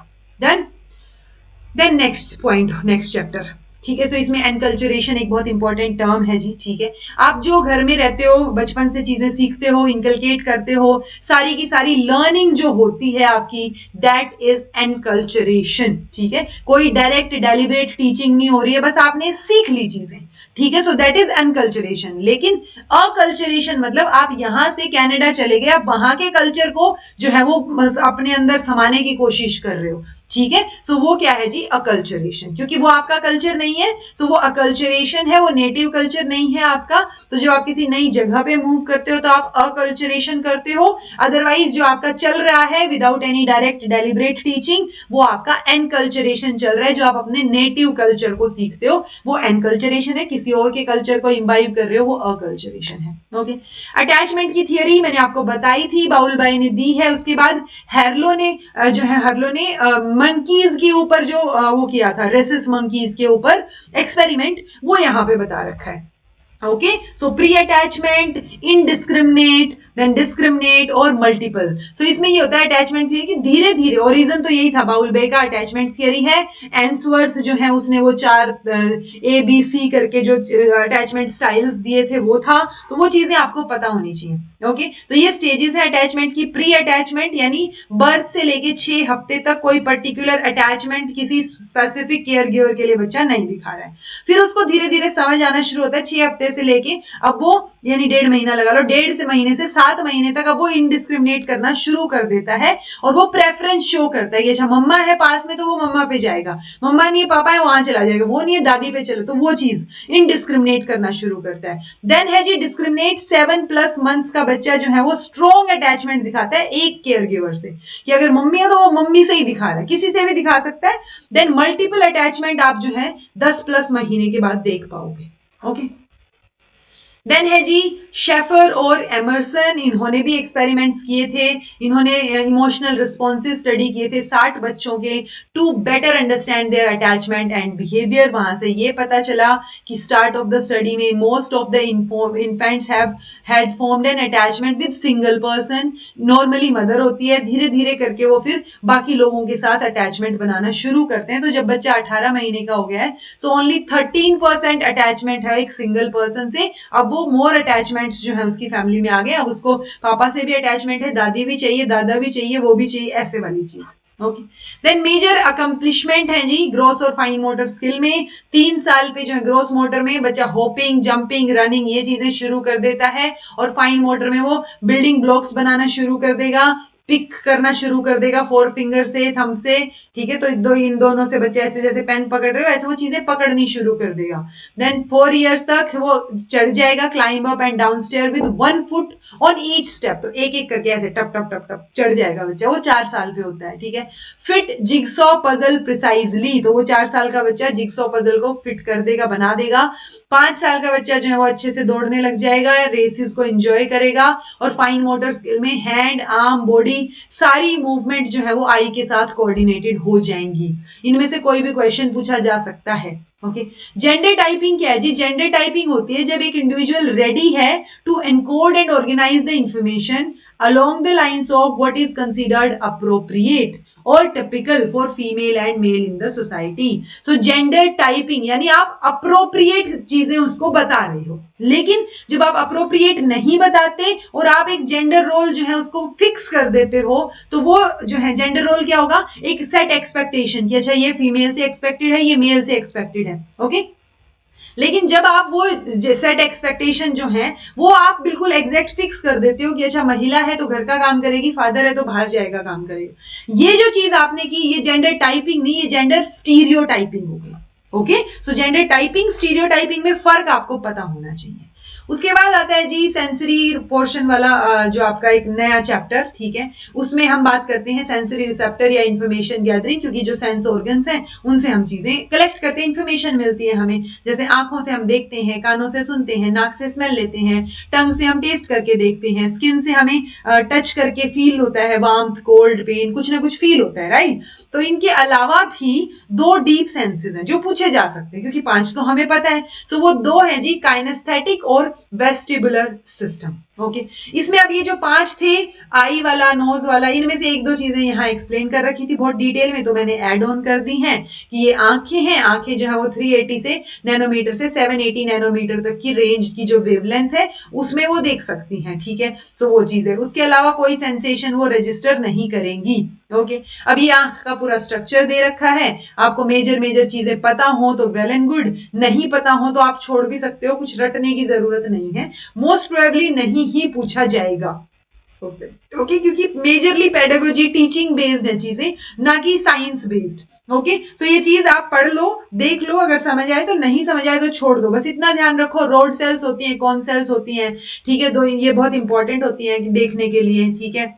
आप अगर दिन में देख पा रहे हो तो वो आप किसकी वजह से, कोन्स की वजह से, कोन सेल की वजह से देख पा रहे हो। और अगर आपका नाइट विजन आप जो रात में दिख जाता है अंधेरे में, वो आपका रोड सेल की वजह से होता है। ठीक है जी। लाइट एडेप्टेशन, डार्क एडेप्टेशन, कि आप एकदम से जब अंधेरे से लाइट में जा रहे हो, लाइट से अंधेरे में आ रहे हो, सो वो चीजों को हम लाइट और डार्क एडेप्टेशन बोल देते हैं। लाइट और डार्क एडेप्टेशन क्यों होती है? क्योंकि फोटोकेमिकल प्रोसेसेस जो है वो लाइफ में चलते रहते हैं आपकी बॉडी में। तो रोड सेल्स जो एक सब्सटेंस रिलीज करती है, रोडोप्सिन, या जिसको विजुअल पर्पल भी बोलते हैं, ऐसे ही अलग अलग जगह से अलग अलग चीजें रिलीज होती हैं। सो बस जब आप रात में नहीं देख पाते तो नाइट ब्लाइंडनेस हो जाएगा, विटामिन ए की कमी की वजह से होता है। तो ये बेसिक बेसिक चीजें आपको पता होनी चाहिए। ओके, देन है जी विबग्योर। हम किसको, ये जो 7 कलर्स हैं जो ऑब्जर्व करते हैं, violet, indigo, blue, green, yellow, orange, red. ठीक है, सो ये रेनबो वाले कलर्स विबग्योर रहेंगे। देन आपका रेड, ग्रीन और ब्लू जो है वो प्राइमरी कलर रहेंगे। ये हमने आर्ट की क्लास में भी बात की थी। Okay, then theories of selective attention. So यहाँ पे अटेंशन की 3 थियरीज दे रखी हैं। बस आपको ये बताओ कौन सी थियरी किसने दी है। ओके, कोई डिटेल में नहीं पूछेगा ये, ट्रस्ट मी। सो फिल्टर थियरी ब्रॉडबैंड ने दी है, दैट्स इट। आप पढ़ सकते हो इसको, बट फिल्टर करते हो आप। बहुत सारी चीजें होती हैं, आप फिल्टर आउट कर देते हो कि भाई कौन सा आपने इन्फॉर्मेशन सुननी है। इट्स लाइक घर में मम्मी भी बोल रही है कुछ, पापा भी बोल रहे हैं, बच्चा भी बोल रहा है, पति भी बोल रहा है, आप किसकी सुनोगे? So sometimes you filter out कि जिसको प्रायोरिटी वाइज आप जो चीज सुनना चाहो। ठीक है, देन फिल्टर एटीन्यूएशन थियरी है, ट्राइसमैन ने दी है, ब्रॉडबैंड की थियरी को मॉडिफाई करके ही दी है। ओके, मल्टीमोड थियरी है जी, जॉनस्टोन और हेंज ने दी है। 3 स्टेजेस की बात करती है। पहली स्टेज पे सेंसरी रिप्रेजेंटेशन, दूसरी स्टेज पे सिमेंटिक रिप्रेजेंटेशन, और तीसरी स्टेज में हम बोल रहे हैं कि सेंसरी एंड सिमेंटिक रिप्रेजेंटेशन हमारे कॉन्शियसनेस में एंटर करती है। ओके, अटेंशन स्पैन होता है ना, आप कितने टाइम के लिए किसी चीज में, तो है number of objects one can attend, कि मैं किस किस की बात सुन सकती हूँ, मेरा अटेंशन स्पैन कितना है, right. So number of objects one can attend to at a brief exposure, तो वो स्पैन ऑफ अटेंशन है, जिसको हम परसेप्चुअल स्पैन भी बोलते हैं। ओके, सो आपका अटेंशन स्पैन कितना है? अटेंशन स्पैन को हम जो है किससे करेंगे ऑब्जर्व, हम ये आपका टेचिस्टोस्कोप से करेंगे। ओके, तो ये नाम याद रखना है जी। ओके, देन बात आती है जी, बहुत सारे एक्सपेरिमेंट के बेसिस पे मिलर ने ये रिपोर्ट किया कि हमारा जो अटेंशन स्पैन है वो यूजुअली 7 यानी 7+2 या 7-2, तो यानी 5 से लेके 7-8-9 हो गया ना, 5 से 9 मिनट तक जो ये हो गया, तो ये 7 को इन्होंने मैजिक नंबर बोला है कि हमारा अटेंशन स्पैन 7+2-2 जितना ही होता है। ओके, सो आपको बस मेजर मेजर वर्ड्स पता होने चाहिए। स्पैन ऑफ अटेंशन यानी amount of information an observer can grasp from a complex array of stimulus at a single momentary exposure, की कोई चीज आपको एक बार दिखा दी तो आप कितनी जो है उन चीजों को अडेप्ट कर सकते हो, सुन सकते हो, समझ आ रही हैं। तो वो एक बारी में कितनी चीजें आप अटेंड कर सकते हो, कितने स्टिमुलस अटेंड कर सकते हो, ये हम पता कैसे करेंगे? हम टेचिस्टोस्कोप से पता करेंगे। 7+-2 होता है हमारा अटेंशन स्पैन का नंबर जो है, कि एक बारी में मैं, इट्स लाइक होता है ना, एक ऐसा गेम भी होता है जिसके अंदर ऐसे ऐसे करके बॉक्सेस बने होते हैं, आप उस पर क्लिक करोगे तो वो बॉक्स खुलेगा, आपको दिखेगा क्या है, फिर आपने किसी और पे क्लिक किया, बॉक्स खुला, तो आपको आइडिया हो जाएगा कि अच्छा यहाँ थी वो सेम चीज, यहाँ भी है, तो आप उसको मैच करोगे तो वो दोनों बॉक्सेस गायब हो जाएंगे।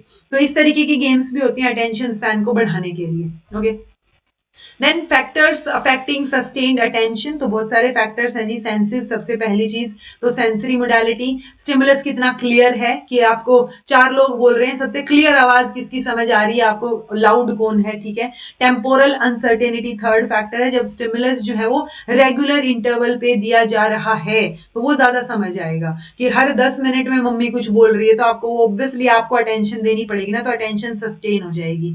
स्पैटियल अनसर्टेनिटी ये चौथा फैक्टर है जी।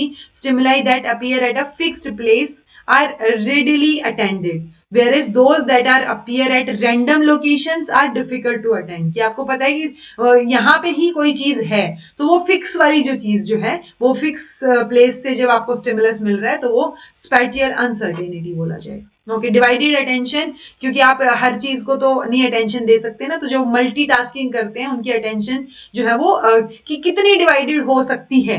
Okay, so on certain occasion attention can be allocated to more than one thing at a same time, कि मैं गाने भी सुन रही हूँ, मैथ्स के सम भी सोल्व कर रही हूँ, वो चीज। So this becomes possible only with highly practised activities, कि मैंने हमेशा से गाने सुनते सुनते ही मैथ्स के सम सोल्व किए हैं, सो वो प्रैक्टिस में आ गई है वो चीज। ठीक है, ऐसा नहीं हो सकता कि मैं गाने सुनते सुनते कोई मतलब मैं इंग्लिश के साथ चीजें याद कर पाऊं या वो नहीं हो पा रहा होगा। सो वो प्रैक्टिस जो है वो मैटर करेगी कि जो अटेंशन डिवाइड हुई है वो प्रैक्टिस के टाइम पे प्रैक्टिस की हुई चीजों की ही बेटर तरीके से रिजल्ट्स दिखेंगे।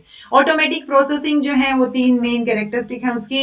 It occurs without intention, it takes place unconsciously और इट इन्वॉल्व्स वेरी लिटिल या फिर नो थॉट प्रोसेस। तो इसमें कोई प्रोसेस इंक्लूड नहीं हो रहा है, आपको सोचना भी नहीं पड़ रहा है कि गाने चल रहे हैं, आप कर पा रहे हो उस चीज को बिना किसी इंटेंशन और अनकॉन्शियसली हो रही है चीजें। दैट्स बिकॉज वो ऑटोमेटिक प्रोसेसिंग हो रही है कि आपने वो प्रोसेसिंग इसलिए ऑटोमेटिक है क्योंकि वो बहुत हाईली प्रैक्टिस्ड एक्टिविटीज के लिए है। ठीक है जी।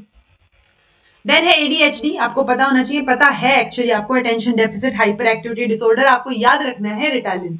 सो रिटालिन एक ड्रग है जी जो इस attention deficit hyper activity disorder के दौरान दी जाती है। ऐसा नहीं है कि ये इसको ठीक कर देगी, ऐसा नहीं है, बट ये डिक्रीज कर देगी। बच्चा जो ओवर एक्टिव है, डिस्ट्रैक्टिबिलिटी है, वो थोड़ा सा डिक्रीज कर देगी, जिसकी वजह से उसकी अटेंशन स्पैन जो बिल्कुल कम है वो थोड़ा सा बढ़ जाएगा। ठीक है। सो ये इट्स लाइक, ऑल्दो इसके साइड इफेक्ट्स भी हैं अगेन, ठीक है, बट पूछा जा सकता है एडीएचडी या रिटालिन जो है वो किसके लिए यूज होती है, तो वो एडीएचडी के लिए यूज होती है जी। ये थे अटेंशन से रिलेटेड चीजें। अब है परसेप्शन से रिलेटेड चीजें। ठीक है। सो परसेप्शन यानी आप कैसे रिकॉग्नाइज करते हो, कैसे परसीव करते हो किसी इंफॉर्मेशन को। ठीक है, कि किस कॉन्टेक्स्ट में समझ रहे हो, किसी ने क्या बोला है। सो अगर आपने सेम परसेप्शन के साथ जो है इंफॉर्मेशन को ग्रैब नहीं किया तो मिसअंडरस्टैंडिंग भी हो सकती है। ठीक है। चीजें कैसे होंगी, आपको स्टिमुलस मिला, सेंसरी रिसेप्टर्स ने उसको रिसेप्ट किया क्योंकि आपने अटेंशन दी उसको। अटेंशन देते ही वो ब्रेन में गया, मेमोरी में गया, प्रोसेसेस हुए, साइकोलॉजिकल प्रोसेसेस, और उसके बेसिस पे आपने एक थॉट प्रोसेस बनाया, दैट इज परसेप्शन। ओके, तो आपने परसीव की वो चीजें। दो चीजें होती है जिसमें मेजरली बॉटम अप प्रोसेसिंग रहती है। तो the idea recognition process begins from the parts. ठीक है। सो वो स्टार्टिंग नीचे से शुरू होता है, छोटे से लेके बॉटम अप, नीचे से ऊपर तक जाता है, तो बॉटम अप प्रोसेसिंग इसको बोलेंगे। बॉटम अप अप्रोच जो है वो एम्फसाइज करता है on the features of stimuli in perception. तो स्टिमुलस के फीचर्स पे फोकस है। दूसरा होता है जी आपका टॉप डाउन अप्रोच या टॉप डाउन प्रोसेसिंग। ठीक है। सो एज अ होल से चीजें शुरू हो रही हैं और फिर स्मॉल स्मॉल पार्ट्स में जा रही हैं। सो यहाँ पे परसीवर पे फोकस है, यहाँ पे स्टिमुलस पे फोकस है। सो ये दोनों चीजें आपको पता हो कि बॉटम अप प्रोसेसिंग में स्टिमुलस पे फोकस है, उसके फीचर्स पे फोकस है, और इसे आपका टॉप डाउन में आपके परसीवर पे फोकस है। Okay.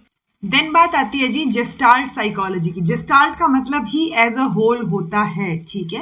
So as a whole आपके जो सेरिब्रल प्रोसेसेस हैं वो हमेशा एक परसेप्शन, एक अच्छा फिगर देखने की तरफ ओरिएंटेड होते हैं। ठीक है। सो वो गुड फिगर की तरफ ओरिएंटेशन आपके दिमाग का होना, आपके सेरिब्रल प्रोसेसेस का होना, या उस गुड फिगर को हम प्रेग्नेंस भी बोलते हैं, और ये वर्ड जेस्टाल्ट साइकोलॉजी में ही यूज होता है। ठीक है। सो आप कैसे उसको most primitive organisation takes place in the form of figure ground segregation. जैसे यहाँ पे आपको दो फेस भी नजर आ सकते हैं, और अगर आप ब्लैक वाले को छोड़ के सिर्फ व्हाइट वाले पे फोकस करोगे तो आपको एक वास भी नजर आ सकता है, गुलदस्ता टाइप का। ठीक है, जिसके अंदर आप फूल रखते हो। ठीक है। सो ये एक वास भी है। ठीक है। सो ये ऐसे करके है। सो आपको वो दिखना चाहिए कि आपका प्रोसेस, आपका जो सेरिब्रल प्रोसेस है वो आपको क्या शो कर रहे हैं। ओके। सो ये जेस्टाल्ट साइकोलॉजिस्ट ये इंडिकेट करते हैं कि हमारे जो सेरिब्रल प्रोसेसेस हैं, जो दिमाग में कोग्निशन में चीजें चलती हैं, they are always oriented towards the perception of good figure. की अगर मुझे दो जो है, क्योंकि मेरे दिमाग में ये दो चेहरे नजर आ रहे हैं, ठीक है, बार बार, लेकिन मैं बहुत फोकस करके जब देखना चाह रही हूँ तब मुझे वास नजर आ रहा है। ओके। सो डिपेंड्स कि आपका ब्रेन जो है वो क्या परसीव करना चाहता हो सकता है अभी तक किसी को इसमें चेहरे ही नजर आ रहे हो और वास नजर ही ना आ रहा हो। ओके। सो अदरवाइज आप सिर्फ व्हाइट वाले पे फोकस करोगे, आप चाहे इसके ऊपर ऐसे हाथ लगा के हटा के देख लो ब्लैक वाला पोर्शन, तो आपको जो है ये वास नजर आएगा। Okay. So we distinguish figure from the ground, किस बेसिस पे, उसकी कुछ एक कैरेक्टरिस्टिक के बेसिस पे। ये जो ब्लैक वाला है ये ग्राउंड है, और उसके बाद ये व्हाइट वाला है ये पिक्चर है। सो ये जो पिक्चर है, ये फिगर है, ये वास है। ओके। सो फिगर की एक डेफिनेट फॉर्म हो, ठीक है, व्हाइल द बैकग्राउंड जो है वो रिलेटिवली फॉर्मलेस होना चाहिए। फिगर जो है वो ज्यादा ऑर्गेनाइज्ड होना चाहिए as comparison to background, because अगर बैकग्राउंड ज्यादा ऑर्गेनाइज्ड है तो वो फिगर जो है वो बैकग्राउंड बन जाएगा और हमें वो जो बैकग्राउंड था वो नजर आएगा। ओके। फिगर का एक क्लियर कट आउटलाइन कंटूर होना चाहिए, बैकग्राउंड जो है वो कंटूरलेस होना चाहिए। ठीक है। Figure stand out from the background, ताकि हम उसको देख पाएं और बैकग्राउंड पीछे ही रहे। Okay, figure appears more clear, limited, relatively nearer, ठीक है, और वो बैकग्राउंड जो है वो अनक्लियर नजर आना चाहिए, हमसे दूर नजर आना चाहिए, ताकि हम फिगर को अच्छे से पहचान पाए। अब ये जो परसेप्चुअल ऑर्गेनाइजेशन है, इसके कुछ एक प्रिंसिपल्स होते हैं कि कैसे हमारे परसेप्शन बनते हैं या कैसे सेरिब्रल प्रोसेसेस काम करते हैं। ओके, जैसे principle of proximity, similarity, continuity, smallness, symmetry, surroundedness और क्लोजर। तो ये 7 प्रिंसिपल हैं, ये आपको पता होने चाहिए। इनको समझने के लिए आपको ये पता हो, प्रॉक्सिमिटी मतलब जो पास पास है, जैसे यहाँ पे है कि सारे ही सर्कल्स है ना, ये तो सारे सर्कल में ये जो थोड़ा सा गैप आ गया और इन बाकी दो के बीच में प्रॉक्सिमिटी आ गई, तो एक हमारा क्या हो गया कि हमें लगा कि ग्रुपिंग कर रखी है, राइट। सो वो एक फिगर को देखने का, ऑब्जेक्ट को देखने का जो है वो नजरिया बदल जाता है जब उसके बीच में प्रॉक्सिमिटी हो। सो ये यहाँ पे इनमें प्रॉक्सिमिटी नजर आ रही है, तो आपको ये 3 ग्रुप्स नजर आ रही हैं एक तरीके से, ठीक है। तो जो जितना पास होगा उसको हम साथ में या ग्रुप की तरह रिगार्ड करते हैं। देन है सिमिलैरिटी। अब सिमिलैरिटी में देखो ये सर्कल सर्कल है, फिर हमने स्क्वायर दे दिए, फिर सर्कल दे दिए, फिर स्क्वायर दे दिए, तो ये भी एक ग्रुप की तरह नजर आएगा, भले ही हमने सारा का सारा एक स्ट्रक्चर बना रखा हो। तो इसमें सिमिलैरिटी, जो चीज सिमिलर सी नजर आएगी उसको भी हम ग्रुप में इंक्लूड कर लेते हैं perception wise. Principle of continuity, जो चीज कॉन्टिन्यूटी में है तो उसको भी हम एक दूसरे से बिलोंग करता हुआ जो है वो मान लेते हैं। जैसे ये पीडी, पीसी, पीए, पीबी, ये अलग अलग लाइंस हो सकते हैं, लेकिन क्योंकि ये कनेक्टेड नजर आ रही हैं, कॉन्टिन्यूअस नजर आ रही हैं, सो उस वजह से हम ए बी और सी डी जो है उनको एक एक लाइन मान लेंगे, राइट, कि पी पे वो क्रॉस कर रही है। सो वो नजरिया जो है वो किस तरीके से होगा, so continuous pattern, similarity, proximity, then smallness, ठीक है। तो जो एक बड़ा एरिया उसमें जो स्मॉल स्मॉल एरियाज होंगे वो आपको जो है वो फिगर नजर आएंगे। जैसे आप ये देख पा रहे होगे, तो इसमें आपको व्हाइट बैकग्राउंड लग सकता है और ब्लैक फिगर लग सकता है, राइट। या मान लो आपने इतना कुछ बड़ा बना रखा है, उसमें आपने इस तरीके के कुछ फिगर्स बना दिए, तो जो स्मॉल फिगर्स हैं, जो स्मॉल हैं, वो आपको जो है वो फिगर नजर आएंगे, और यूजुअली हम परसीव करते हैं अकॉर्डिंग टू दिस प्रिंसिपल, और बाकी जो है बड़े वाला जो पोर्शन है, लार्जर जो है, वो बैकग्राउंड नजर आएगा। ओके, देन सिमेट्री का है जी, ठीक है। ये प्रिंसिपल सजेस्ट करता है कि जो सिमेट्रिकल एरियाज हैं उनको हम यूजुअली फिगर की तरह कंसीडर करते हैं, रादर देन आप जो है एसिमेट्रिकल एरियाज। ओके, तो ये देखो यहाँ पे ये कंपेयर सिमेट्रीज दिखा रखी है कि कौन सा जो है वो बेटर नजर आ रहा है, तो सिमेट्री एक पॉइंट ऑफ व्यू हो जाता है। ओके, देन प्रिंसिपल ऑफ सराउंडेडनेस, ठीक है। जैसे ये आसपास बना रखी हैं चीजें, अगर आप इसको सही से ऑब्जर्व करोगे तो ये आपको लिफ्ट नजर आ सकता है जी, ये देखो, ठीक है, एल, देन ये आई, देन ये एफ और देन ये टी, लिफ्ट नजर आ सकता है आपको। ओके, और अगर आपको नहीं समझ आए, मतलब ना surroundedness, so area surrounded by other tend to be perceived as figure. Okay, तो ये 5 फिगर लग रहे हैं, लेकिन व्हाइट बैकग्राउंड में देखोगे rather than the word lift, क्योंकि आपने जो है ये जो आपके ब्लैक वाले हैं इन फिगर्स की कोई पर्टिकुलर फिर भी आउटलाइन दे रखी है, आपने ये वाली आउटलाइन दी ही नहीं। ओके, ये व्हाइट वालों की, अगर व्हाइट वालों की आउटलाइन दे दें तो वो फिगर नजर आएगा। ओके, सो ये लिफ्ट की बजाय ये व्हाइट बैकग्राउंड पे 5 फिगर ज्यादा नजर आ रहे हैं। ओके, तो वो सराउंडेडनेस का फर्क पड़ेगा। देन प्रिंसिपल ऑफ क्लोजर है जी। अब जैसे ये 3 चीजें दे दी, हम बाय डिफॉल्ट ही मान लेते हैं ये ट्रायंगल है, हमने ये जो कनेक्शन था ये खुद ही बना दिया अपने दिमाग में। ओके, तो हम एज अ होल जो है वो हम ऑब्जेक्ट्स को लेके चलते हैं, रादर देन उनको सेपरेट की तरह लेके चलना। Okay, then perception of space, depth and distance, कि आप दूर कितना है, डेप्थ कितनी है, डिस्टेंस क्या है, उन बेसिस पे भी आपका एक परसेप्शन बनता है। ओके, तो जब विजुअल फील्ड और surface in which things exist, move और कैन बी प्लेस्ड, तो उसको हम स्पेस बोलते हैं। हम परसीव करते हैं कि वो था ना जो दूर वाली चीजें हैं, अगर बड़ी होगी तो ही वो, ना तो शेप, साइज और डायरेक्शन, इनके बेसिस पे जो है हम चीजों को कंसीडर करते हैं कि कैसे वो बन रही है इमेज। ठीक है, जो इमेज है ऑब्जेक्ट्स की वो हमारे रेटिना पे फ्लैट बनती है, बट हम उनको परसीव 3 डायमेंशन में करते हैं। तो ये बात आपको पता होनी चाहिए कि रेटिना पे जो इमेज है वो कैसी बनेगी, 2 डायमेंशनल, 1 डायमेंशनल, 3 डायमेंशनल। तो वो आपको पता हो कि इमेज 2D बन रही है, फ्लैट में बन रही है, लेकिन जो हमें परसीव हो रहा है वो स्पेस में परसीव हो रहा है। ठीक है जी। So why does it happen so, क्योंकि हमारी जो एबिलिटी है एक 2 डायमेंशनल रेटिनल विजन को 3 डायमेंशनल परसेप्शन में चेंज करने की, वो हमारी एबिलिटी है। इस वजह से वो बनती फ्लैट है बट हमें वो परसीव जो है वो 3 डायमेंशन में होती है। ठीक है, जो process of viewing the world है 3 डायमेंशन में, उसको हम डिस्टेंस या डेप्थ परसेप्शन बोलते हैं। ये पूछा जा सकता है कि इसको क्या बोलते हैं जब हम एक वर्ल्ड को 3D में देखने की कोशिश करते हैं, तो दैट इज डेप्थ परसेप्शन और डिस्टेंस परसेप्शन। ओके,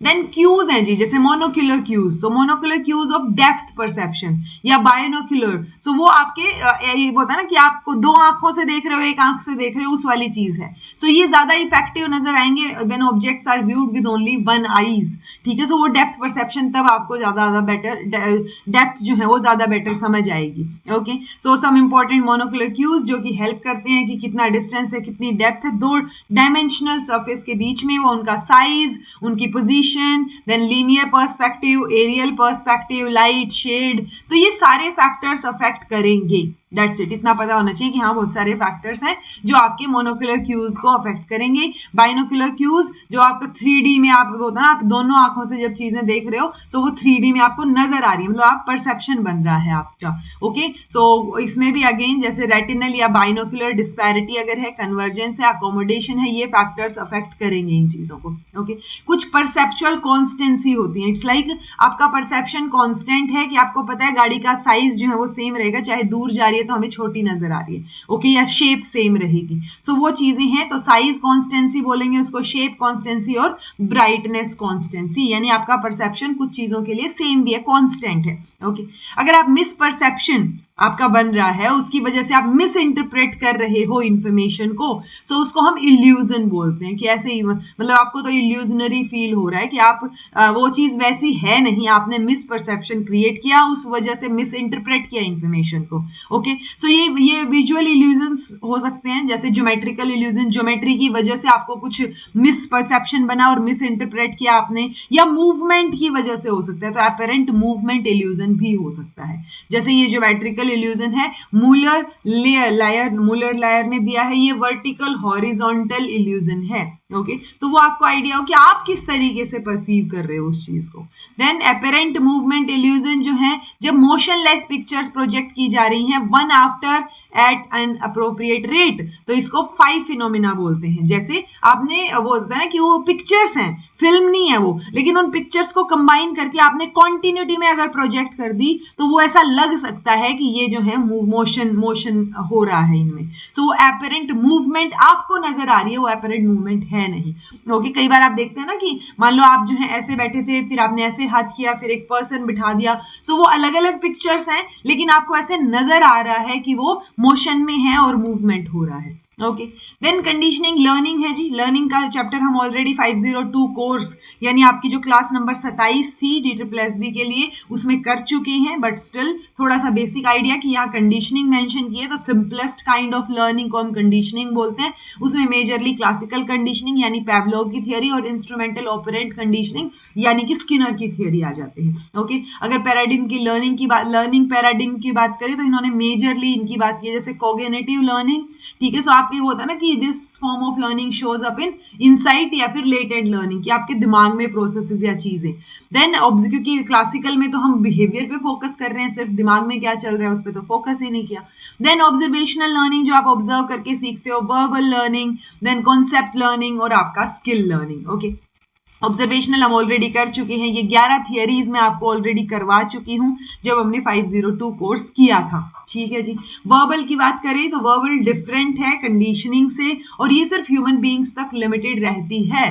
ठीक है, आपने देखा होगा कि आप नॉलेज जो है वो एक्वायर करते हो, ऑब्जेक्ट, इवेंट, उनके फीचर्स किस टर्म्स में, वर्ड्स की टर्म्स में। ओके, तो वर्ड्स जो हैं वो एसोसिएटेड रहते हैं एक दूसरे से, तो उस हिसाब से आप सीखते हो, तो वो उस लर्निंग को जो है इन्होंने वर्बल लर्निंग बोला है। देन डिटर्मिनेंट्स क्या रहेंगे वर्बल लर्निंग के, तो इसमें length of the list to be learned and meaningfulness of the material, यानी कितना टाइम आपको मिल रहा है। ठीक है, क्योंकि टाइम इंक्रीज हो जाएगा ना, learning time increases with increase in length of list, कि आप ज्यादा चीजें सीखना चाह रहे हो तो ज्यादा टाइम लगेगा, राइट। देन बॉसफील्ड है, उन्होंने डेमोन्स्ट्रेट किया इस एक्सपेरिमेंट को, उन्होंने 60 वर्ड्स की लिस्ट बनाई that consisted of 15 words drawn from each of the 4 semantic category, ठीक है, यानी इन 4 कैटेगरीज से उन्होंने 15-15 वर्ड्स लिए। ओके, ये इनको एक तरीके से पार्टिसिपेंट को 1 बाय 1 रैंडम ऑर्डर में प्रेजेंट किया। Okay, participants were required to make free recall, तो उनको ये नहीं बताया कि नाम नाम याद रख लो या एनिमल एनिमल, ये नहीं पता उनको कि 4 कैटेगरीज में नाम आ रहे हैं, उनके सामने रैंडम आ रहे हैं। Okay, so however they recalled the words of each category together, तो इसको हम कैटेगरी क्लस्टरिंग बोलेंगे। ओके, वर्बल लर्निंग जो है वो इंटेंशनल होती है, बट कई बार आप इंसिडेंटली यानी इंटेंशनली भी कुछ एक वर्ड्स या चीजें सीख सकते हो। स्किल लर्निंग, स्किल एक कॉम्प्लेक्स एबिलिटी है जी, कि आप कोई भी, इट्स लाइक एबिलिटी है कोई कॉम्प्लेक्स टास्क को स्मूथली और एफिशिएंटली परफॉर्म करने की, तो उसको हम स्किल लर्निंग बोलते हैं कि आपने वो सीखा, जैसे कार को ड्राइव करना, एयरप्लेन पायलट, शिप नेविगेट करना, तो ये सारी चीजें जो है वो स्किल लर्निंग में आ जाएंगी। ओके, स्किल लर्निंग जो है वो यूजुअली प्रैक्टिस और एक्सरसाइज की जरूरत पड़ती है, तो एक सीक्वेंस ऑफ एसआर एसोसिएशन हो जाते हैं कि ये होगा तो ये करना है, कोई दूसरी चीज होगी तो वो करनी है। ओके, तो वो स्किल लर्निंग है। देन है one of the most influential accounts of the phases of skill acquisition, वो फिट्स ने प्रेजेंट किया है।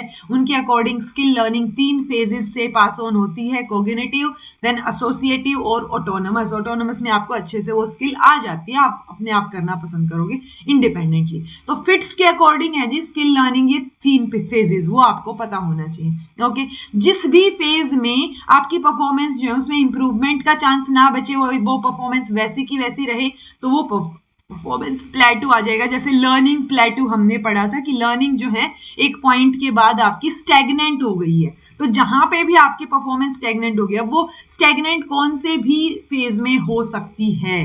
ओके, मैंने ट्रांसफर कैसे होगी लर्निंग, तो जनरल ट्रांसफर, स्पेसिफिक ट्रांसफर, तो इसमें आप क्लियरली कॉन्सेप्चुलाइज नहीं करते कि आपने कोई चीज पर्टिकुलरली सीखी है, कुछ किया है तो वो दूसरे में कन्वीनियंटली हेल्प करेगा, आपने ऐसा कुछ नहीं किया, वो इन जनरल ट्रांसफर है कि आपने कोई चीज इन जनरल की थी और उसकी हेल्प मिल रही है अब आपको।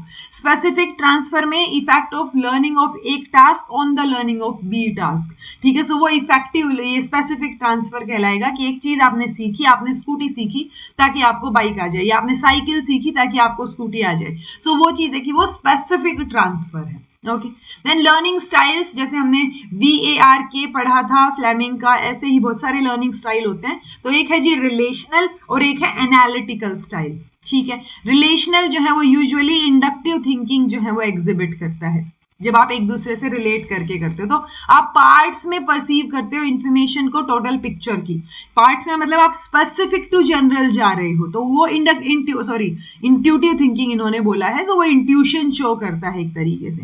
Okay, then learning material that have a human social content and are characterised by experiential और कल्चरल रेलेवेंस, वो ज्यादा इजीली समझ आएंगे। सो आप जब रिलेट करके सीख रहे हो किसी चीज से, सो वो ज्यादा आपको इजीली समझ जाएगा एज कंपैरिजन टू आप एनालिटिकल। सो एनालिटिकल में इनएनिमेट या फिर इम्पर्सनल जो है वो ज्यादा इजीली समझ आएंगे। ठीक है, सो एनालिटिकल स्टाइल के लिए एक पर्टिकुलर कंटेंट होना चाहिए, रिलेशनल स्टाइल को समझने के लिए जहां पे होता है ना रिलेशनशिप्स की या रिलेशन की जरूरत है, एक चीज को दूसरी चीज से को रिलेट करने की जरूरत है, सो वो चीज रिलेशनल स्टाइल में आएगा। जैसे हम बोलते हैं कि हम ट्रांसडिसिप्लिनरी अप्रोच की बात करते हैं, like beyond text book, beyond subjects, right, या आप जो है लाइफ या बियॉन्ड स्कूल लगा लो, आप लाइफ से कनेक्ट करके समझाओगे, ट्रांस में हमने यही बात की है। सो वो चीज रिलेशनल में आपको रिफ्लेक्ट करती हुई नजर आएगी, इसीलिए जो ट्रेडिशनल स्कूल एनवायरमेंट है उससे रिलेशनल स्टाइल जो है वो कॉन्फ्लिक्ट में नजर आएगा। एनालिटिकल स्टाइल जो स्कूल एनवायरमेंट्स लाइक एनालिटिकल को आप ट्रेडिशनल से कंपेयर कर लो, और रिलेशनल को आप जो है रियल लाइफ स्टाइल रिलेट करके समझने वाला उससे रिलेट कर लो। ठीक है, सो ऑब्वियस सी बात है एनालिटिकल अगर पुराने वाला है तो हम टास्क पे फोकस करेंगे, देन गुड मेमोरी रहेगी हमारी। ठीक है, वो आप याद रखोगे एब्स्ट्रैक्ट आइडियाज को, इररिलेवेंट इंफॉर्मेशन को, फैक्ट्स को। ठीक है, they are not greatly affected by opinions of other, जो चीजें हैं जैसी हैं वैसी ही चलती रहेंगी, बट यहाँ पे चीजें अफेक्ट होंगी, सबके अपने अपने पॉइंट ऑफ व्यूज होंगे। अगर रेलेवेंट है तो आप अच्छी मतलब उसको याद करना प्रेफर करोगे, अदरवाइज उसको याद नहीं करोगे।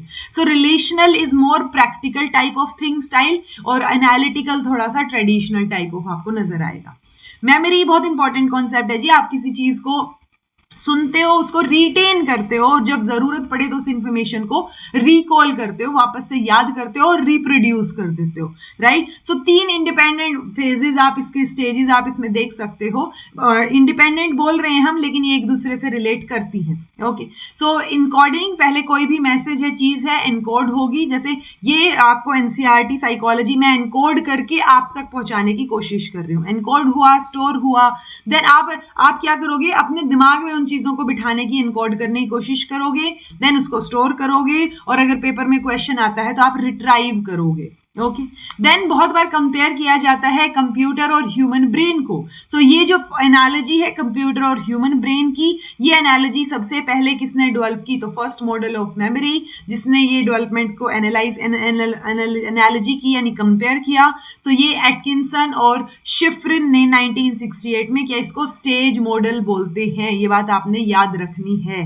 ओके, सो आप ये कंप्यूटर और ह्यूमन ब्रेन की एनालॉजी जो है वो किसने की। ओके, देन बात आती है जी मेमोरी की stages, stage model of memory. तो स्टेज मॉडल में आप इंफॉर्मेशन प्रोवाइड कर रहे हो, पहले वो सेंसरी मेमोरी में जाएगी, यानी सेंसेस के थ्रू आपने वो परसीव की है, ठीक है। तो स्टोरेज कैपेसिटी लार्ज है इसमें, लेकिन ड्यूरेशन बहुत कम रहता है कि आपने क्या जो है वो किया। आपने उस मेमोरी में से, सेंसरी मेमोरी में से आपको जो जो चीजें दिखी, सुनी, ठीक है, टच किया आपने या सेंस किया, सो वो सारी चीजों में से आपने कुछ एक कोई अटेंशन दी होगी, ठीक है। सो वो आपकी शॉर्ट टर्म मेमोरी में चली गई। अब शॉर्ट टर्म मेमोरी में भी वो लेस देन 30 सेकेंड रह रही है। जब आप उसको बार बार समझने की कोशिश करोगे, इलेबोरेटिव रिहर्सल्स करोगे, तब जाके वो आपकी परमानेंट मेमोरी में स्टोर होएगी, लॉन्ग टर्म मेमोरी में, और वो फिर लाइफ टाइम आपको याद रहेगी। फॉर एग्जाम्पल, मान लो आप जो है किसी रेलवे स्टेशन पे खड़े हो, वहां पे हजारों चीजें चल रही हैं, लेकिन आपका ध्यान मान लो एकदम से लड़ाई हो रही थी उसके ऊपर चला गया, ठीक है। आपने उस लड़ाई को अटेंशन दी, वो आपकी शॉर्ट टर्म मेमोरी में आ गई क्योंकि आप उसको देखे जा रहे हो।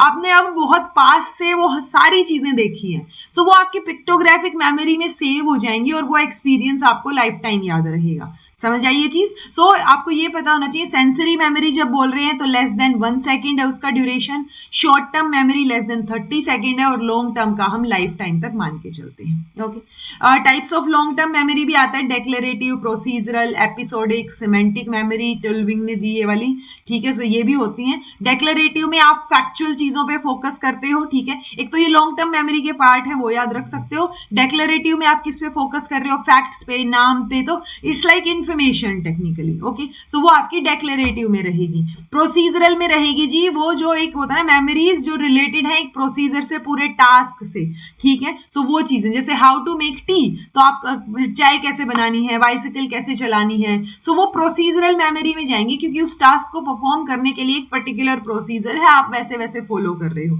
तो वो आपके दिमाग में मेमोरी में फीड हो जाएगा, वो प्रोसीजरल मेमोरी में फीड होएगा कि भाई पहले ये करना है, फिर ये करना है, फिर ये करना है। ओके, देन है जी एपिसोडिक मेमोरी, जिसमें बायोग्राफिकल डिटेल जो है हमारी लाइफ की होती है, तो वो एक पर्सनल लाइफ एक्सपीरियंस से रिलेटेड होती है यूजुअली, और एक एपिसोड की तरह वो चीजें छप जाती हैं। तो जैसे मैंने आपको एग्जांपल दिया, वो एपिसोड की तरह वो लड़ाई जो है रेलवे स्टेशन पे जो हुई थी वो छप गई आपके दिमाग में, so that is episodic memory, ठीक है।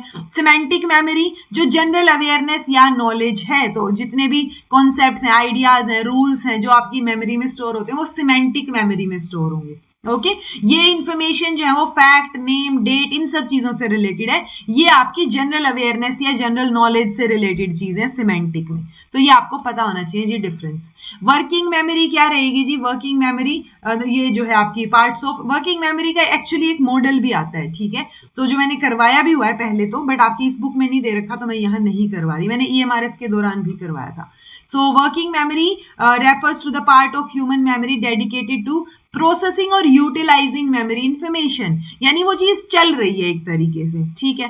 फॉल्स मेमोरी जो है, जब आप रिकलेक्ट करते हो, that seems real in your mind, बस वो फैब्रिकेटेड है अगर आप एक पार्ट की तरह देखोगे तो, ठीक है। For example of a false memory is believing you start the washing machine before you left for work, और वो दिमाग में आपके चलता रहता है कि शायद मैंने आज वॉशिंग मशीन चला दी, या मैंने बटन बंद नहीं किया उसका, या अवन चलता रह गया, तो वो दिमाग में चलते रहना, वो एक फॉल्स मेमोरी कि आपको ऐसे दिमाग में लगता है कि वो चीज सही है, बट वो नहीं है एक्चुअल में। Okay, then flash bulb memory, तो वो होता है ना कि एक तरीके से होता है ना कल्चरल या इमोशनल सिग्निफिकेंस हो, कुछ ऐसा क्राइसिस हुआ जैसे 9/11 अटैक हुए थे, तो वो फ्लैश बल्ब मेमोरी है कि एकदम से जल जाएगी जब 9/11 की बात आएगी। Okay, autobiographical memory refers to one's personal history, जैसे ऑटोबायोग्राफीज आप लिखते हो।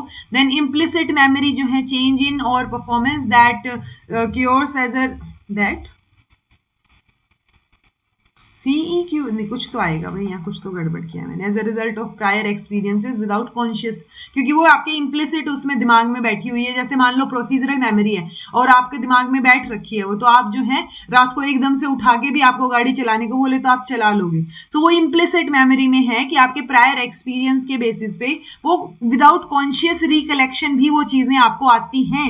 आप बात करते करते भी गाड़ी चला रहे हो, लेकिन आपके दिमाग में ये नहीं चल रहा है कि अच्छा क्लच दबाना है, ब्रेक दबाना है, क्योंकि वो एक्सपीरियंस में इतनी चीजें आ चुकी हैं, तो वो इम्प्लिसिट हो चुकी है जी आपके दिमाग में। Okay, then levels of processing, ये जो है ये इन्होंने क्रैक और लॉकहार्ट ने 1972 में दिया।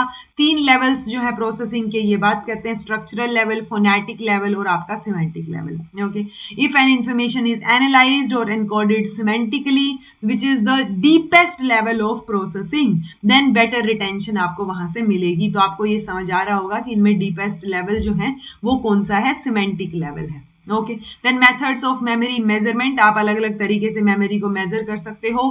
फ्री रिकॉल या रिकॉग्नाइज करके, सेंटेंस वेरिफिकेशन टास्क कर सकते हो, या फिर प्राइमिंग हो सकती है फॉर मेजरिंग इंफॉर्मेशन, जो हम रिपोर्ट नहीं कर सकते वर्बली, वो आपकी प्राइमिंग से हो सकती है। Then knowledge representation and organisation in memory, तो ये कॉन्सेप्ट्स जो हैं उनको हम स्कीमा की तरह करते हैं। स्कीमा जो है वो पियाजे ने दिया था, ये तो हमने पढ़ा हुआ है।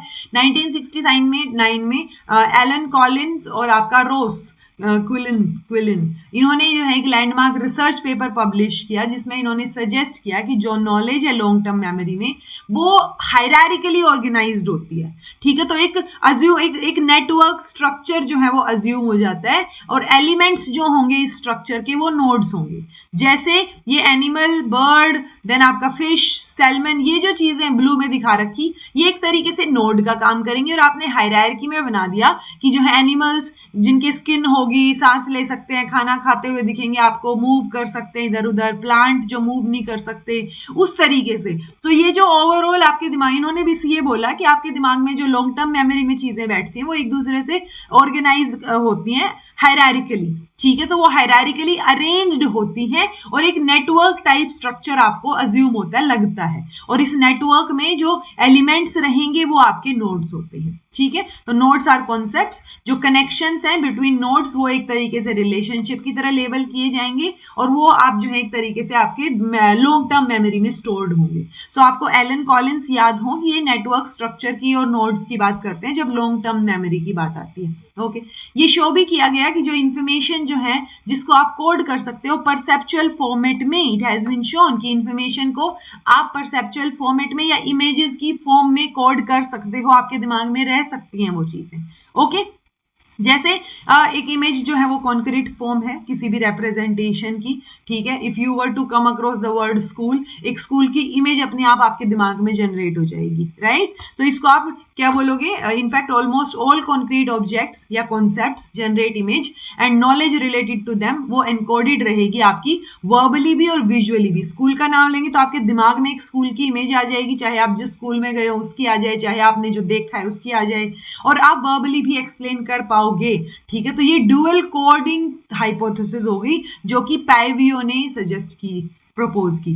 ओके, तो मैंने हाईलाइट कर दी है जो चीजें आपने ध्यान रखनी है।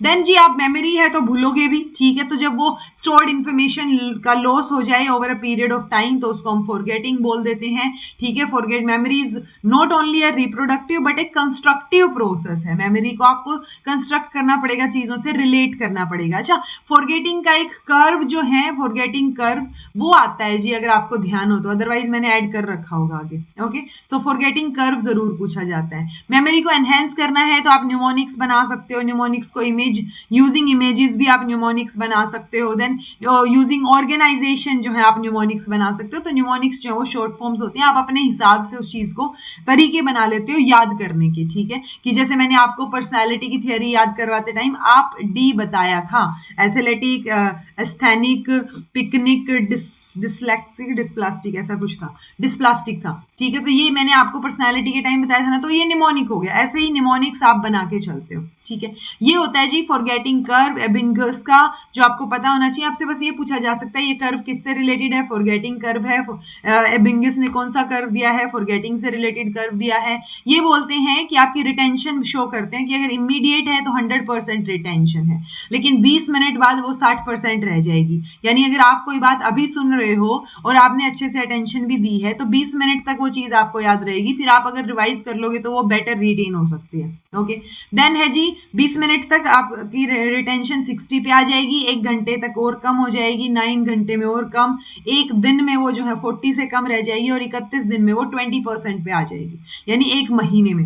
ओके, सो पॉइंट ये है यहाँ पे कि अगर मैं आपको अभी ये पढ़ा रही हूँ, आपने सुन लिया है, सो एटलीस्ट जो है वो 1-2 दिन तक कुछ कुछ चीजें तो इसमें से याद रहेंगी आपको, राइट। और आप एग्जाम देने जाओगे तो एग्जाम से पहले ये मैराथन सुन लेना ताकि आपको थोड़ा सा इफेक्टिव लगे। जितनी बार 2-3 बार सुन पाओ तो वेल एंड गुड, अदरवाइज एक बार तो इन दोनों मैराथन्स को सुन ही लेना, 11th और 12th वाली को। ओके, देन बात आती है जी थिंकिंग की। थिंकिंग एक मेंटल प्रोसेस है जो मेंटली रिप्रेजेंट करता है कि जो इंफॉर्मेशन दिमाग में आ रही है इंटरेक्शन के थ्रू या किसी भी तरीके से, सो उस वो इंफॉर्मेशन न्यूली फॉर्म्ड जो आप वो उसको हम थिंकिंग बोलते हैं। मेंटल प्रोसेस है ये ओवरऑल, ठीक है। सारी की सारी जो ये मतलब थिंकिंग जो है वो बेस है सभी कॉग्निटिव एक्टिविटीज का।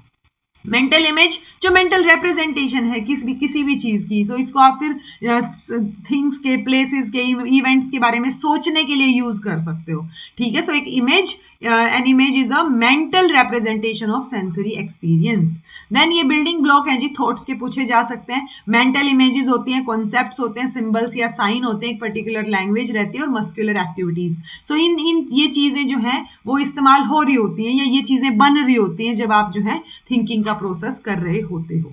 प्रोसेस ऑफ थिंकिंग में सच मैनिपुलेशन और analysis occur by any mean of abstracting, reasoning, imagining. So वो कोई भी तरीके से जब आप जो है चीजों को एनालाइज कर रहे होते हो, मैनिपुलेट कर रहे होते हो, तो वो सारी चीजें थिंकिंग का प्रोसेस चल रहा होता है, आप सोच रहे होते हो। ओके, देन बात आती है क्रिएटिव थिंकिंग की, क्योंकि मैं बहुत सारी थिंकिंग की टाइप्स ऑलरेडी करवा चुकी हूँ। यहाँ पे कुछ नया वर्ड्स जो मैंने हाईलाइट किए हैं वो हैं, इसलिए मैंने डाला है। ओके, सो क्रिएटिव थिंकिंग आपने एडी कार्वे उनका सुना होगा, नहीं भी सुना तो कोई बात नहीं, वो हमारे देश के बोटनिस्ट हैं, ठीक है, जिनको यूके टॉप एनर्जी अवार्ड मिला है स्मोकलेस चूल्हास को डिवाइस करने के लिए, इन्वेंट करने के लिए, ठीक है। सो उन्होंने क्या किया, he converted dry useless sugar cane leaves into clean fuel.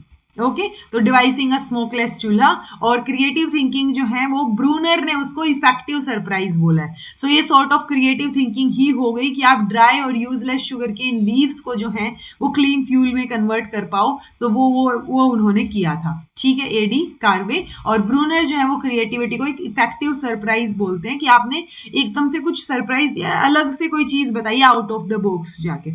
Okay, तो रिसर्चर्स जो है वो उस थिंकिंग को क्रिएटिव थिंकिंग बोलते हैं जब वो रियलिटी ओरिएंटेड हो, अप्रोप्रिएट हो, कंस्ट्रक्टिव हो, सोशली डिजायरेबल हो, कुछ आउट ऑफ द बॉक्स नया आइडिया हो। ओके, जेपी गिलफर्ड का हमें पता है वो कन्वर्जेंट और डाइवर्जेंट थिंकिंग की बात करते हैं। कन्वर्जेंट मतलब आपको एक ही करेक्ट आंसर पे पहुंचना है, और डाइवर्जेंट जो है वो ओपन एंडेड थिंकिंग का चांस आपको देता है। डाइवर्जेंट थिंकिंग में इन्होंने इन 4 चीजों की बात तो मिनिमम की है, हमने ऑल्दो टॉरेंस और गिलफर्ड की 6 एलिमेंट्स की भी बात की थी, अगर आपको ध्यान हो तो। फ्लुएंसी, फ्लेक्सिबिलिटी, ओरिजिनलिटी और इलेबोरेशन। सो ये 4 जो है वो डाइवर्जेंट थिंकिंग की एबिलिटीज है। कई बार इनको क्रिएटिविटी की एबिलिटी के नाम से भी बोल दिया जाता है, ठीक है। देन ब्रेनस्टॉर्मिंग टेक्निक जो है वो ऑसबर्न ने दी है जी, मैंने आपको ऑलरेडी बताया था।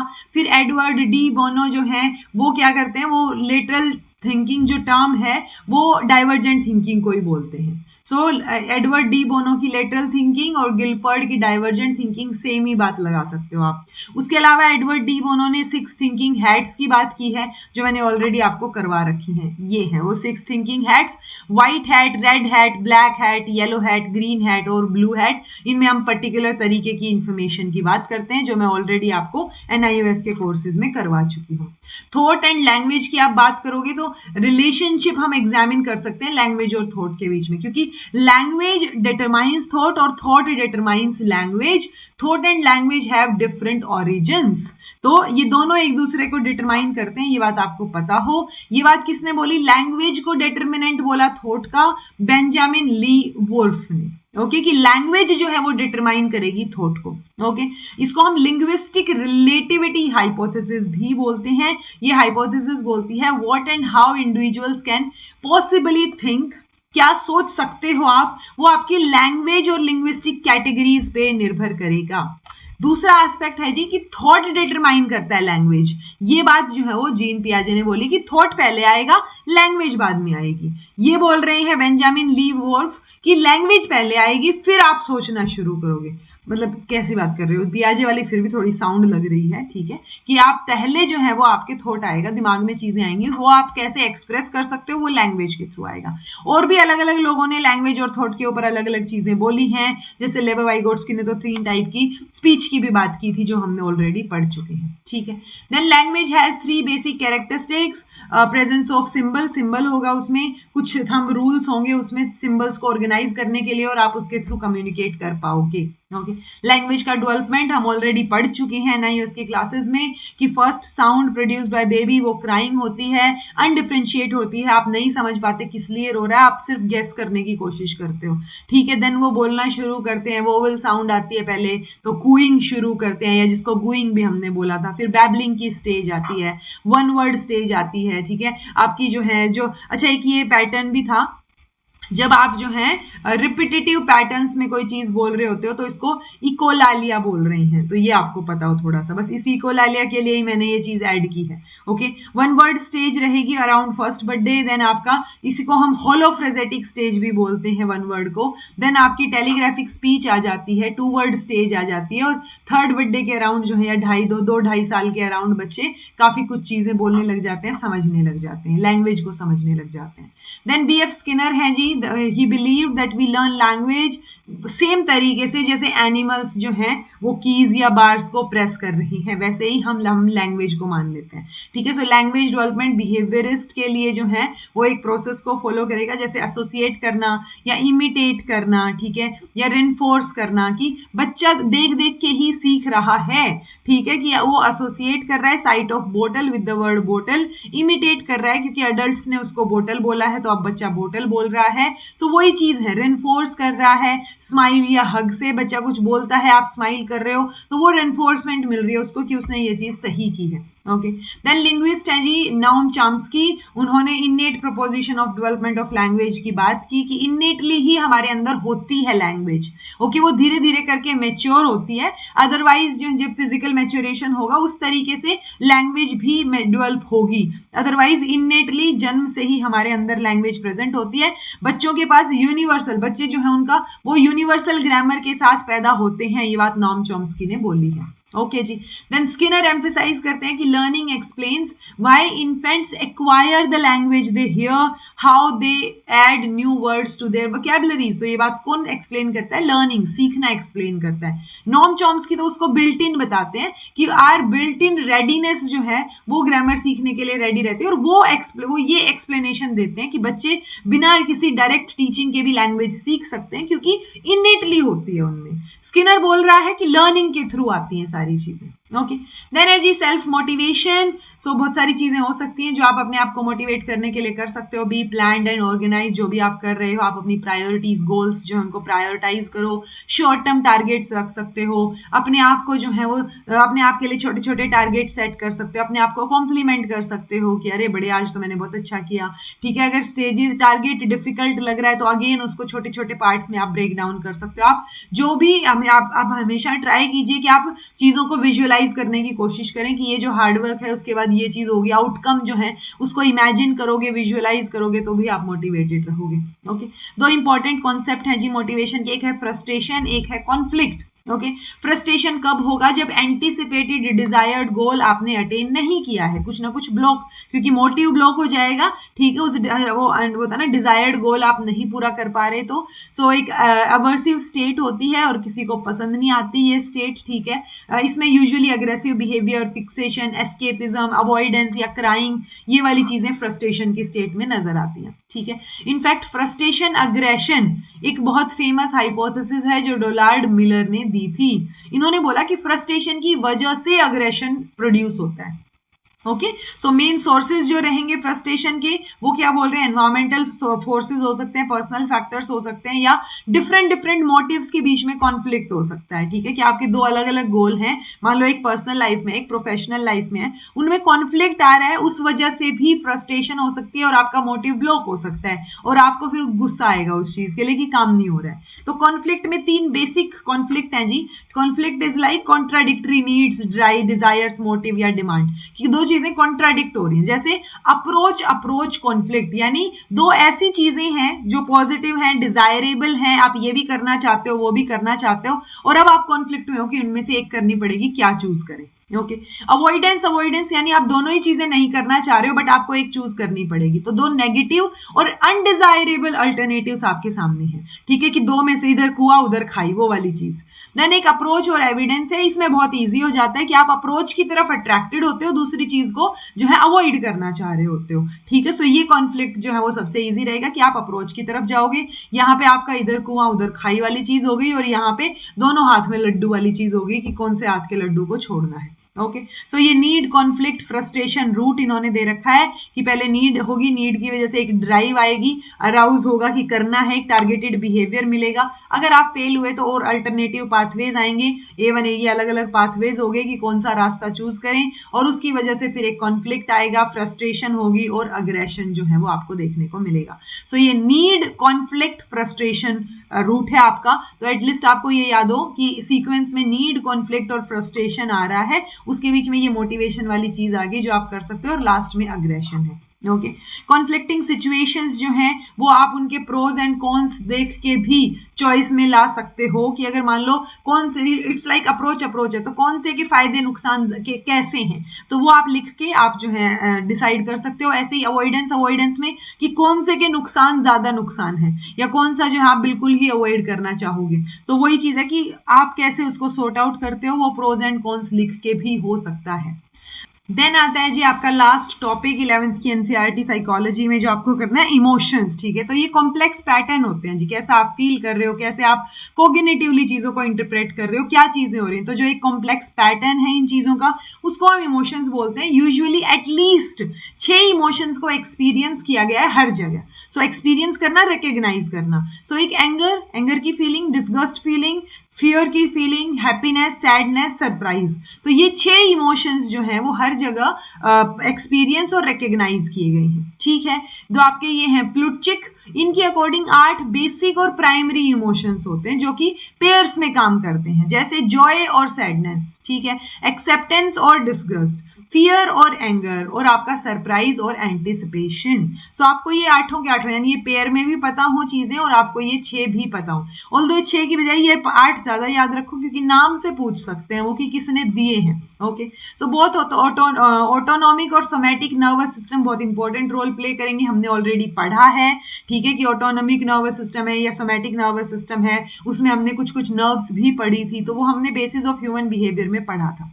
देन बात आती है इमोशनल इंटेलिजेंस की। इमोशनल इंटेलिजेंस में ये याद रखो कि मेयर और सैलोवे जो है, पीटर सैलोवे, उन्होंने इमोशनल इंटेलिजेंस वर्ड सबसे पहले दिया था और उसको एक्सप्लेन किया था, लेकिन इमोशनल इंटेलिजेंस की थियरी जो है वो किसने दी है? आपके गोलमैन ने दी है। ओके, सो इन्होंने बोला कि इमोशनल इंटेलिजेंस से हम क्या समझते हैं, वो एबिलिटी कि आप खुद के और दूसरों के इमोशंस को मॉनिटर कर पाओ, डिस्क्रिमिनेट कर पाओ और उसको यूज कर पाओ अपनी थिंकिंग या एक्शंस को गाइड करने के लिए। ओके सो वो इमोशनली इंटेलिजेंट पर्सन है। साइकोलॉजी ऑफ इमोशंस में दो थियरी आती है जो आपने ध्यान रखनी है, जेम्स लैंग की थियरी और कैनन बार्ड की थियरी। एटलीस्ट इतना भी ध्यान होगा ना कि अच्छा जेम्स लैंग और कैनन बार्ड इमोशंस की थियरीज से रिलेटेड हैं, साइकोलॉजी इमोशंस की रिलेटेड उससे रिलेटेड है, तो भी आपका आधा से ज्यादा काम हो जाएगा। ओके तो जेम्स लैंग की थियरी ऑफ इमोशन है जी कि स्टिमुलस है, ये थियरी सजेस्ट करती है कि जो एनवायरमेंटल स्टिमुलस है वो एलिसिट करेगा फिजियोलॉजिकल रिस्पॉन्स को फ्रॉम विसरा। ठीक है, जैसे एक रोड एक्सीडेंट हो गया, उसकी वजह से हार्ट रेट इंक्रीज हो गई, ऐसे लंबे लंबे सांस आने लग गए, तो डर का माहौल बैठ जाएगा, वो डर वाला इमोशन आ जाएगा। तो एक स्टिमुलस हुआ, कुछ specific bodily changes, physiological changes हुए, उनकी वजह से साइकोलॉजिकल चेंजेस में कुछ परसेप्शन बना, so perception of psychological changes, और वहां से एक इमोशन जो है वो आपने एक्सपीरियंस किया। Okay, so main implication made by this theory is that particular event या stimulus जो है वो कुछ physiological changes को perceive करेगा और उससे कुछ psychological, मैंने psycho बोल दिया ना, physiological changes, ठीक है, तो कुछ physiological changes हुए, आपने उनके प्रति कुछ perception बनाया और एक emotional experience आपको हुआ, एक emotion आपका वहां से निकल के आया। ठीक है, जो दूसरी थियरी है कैनन बार्ड की, वो बोलते हैं कि एक स्टिमुलस मिला, थैलेमस में गई चीजें, ठीक है, सो उससे एक सिंपैथेटिक नर्वस सिस्टम या मसल्स के थ्रू आपने कुछ फिजियोलॉजिकल चेंज जो है वो महसूस किया, और ब्रेन की तरफ से जो है कुछ सब्जेक्टिव इमोशनल एक्सपीरियंस आपको मिला, एक्सपीरियंस आपने गेन किया। ठीक है, सो ये क्लेम करती है कि जो एंटायर प्रोसेस है इमोशन का वो थैलेमस मीडिएट करता है। तो आपसे पूछा जा सकता है कि या तो सीधी इंफॉर्मेशन दे देंगे थैलेमस मीडिएट करता है, ये बात किसने बोली है, कौन सी थियरी में लिखी है, ठीक है, तो कैनन बार्ड की थियरी, या आपसे पूछ लेंगे according to Cannon Bard theory of emotion mediator कौन है, तो वो मीडिएट कौन करेगा, थैलेमस करेगा। ठीक है, so which after perception of the emotional provoking stimulus convey करेगा इंफॉर्मेशन को साइमल्टेनियसली किस पे, कॉर्टेक्स पे, और सेरेब्रल कॉर्टेक्स को और स्केलेटल मसल्स को। ठीक है, तो वो सारी साइमल्टेनियसली दोनों जगह इंफॉर्मेशन पहुंचा रहा है। सेरेब्रल कॉर्टेक्स जो है वो नेचर डिटरमाइन करेगा, पास्ट एक्सपीरियंस के बेस पे उस स्टिमुलस से आपको कैसा फील हुआ था वो वहां से पता चलेगा। This determines the subjective experience, और सेम टाइम पे जो सिंपैथेटिक नर्वस सिस्टम है और मसल्स हैं वो आपको फिजियोलॉजिकल अराउजल जो है वो वहां से प्रोवाइड करेंगी ताकि इंडिविजुअल जो है वो कुछ एक्शन ले सके फिजियोलॉजिकली। ओके, सो थैलेमस मेडिएट करता है, ये बात आपको पता होनी चाहिए जी।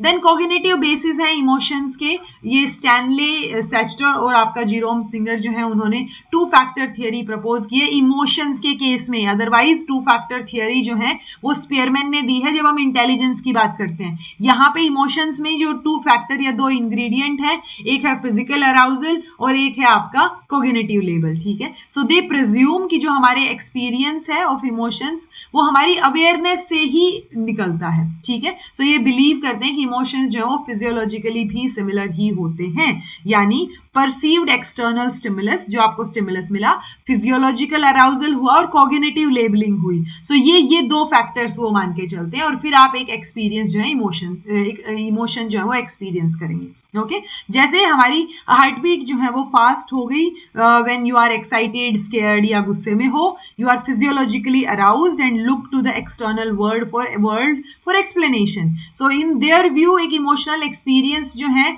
उसमें कॉन्शियस इंटरप्रिटेशन रहेगी कि आपको पता है कि आप किस लिए जो है एक्साइटेड हो, किस लिए डरे हुए हो। सो वो कॉन्शियस इंटरप्रिटेशन की ये बात कर रही है। ओके, तो फिजियोलॉजिकली अराउज होगी और कॉग्निटिव लेबलिंग रहेगी और फिर आप एक इमोशन जो है वो एक्सपीरियंस कर रहे हो। ठीक है, अब इमोशंस के बेसिस पे और आप जो है ये लाई डिटेक्टर टेस्ट जो होते हैं उनको पॉलीग्राफ जो बोलते हैं, लाई डिटेक्टर टेस्ट को।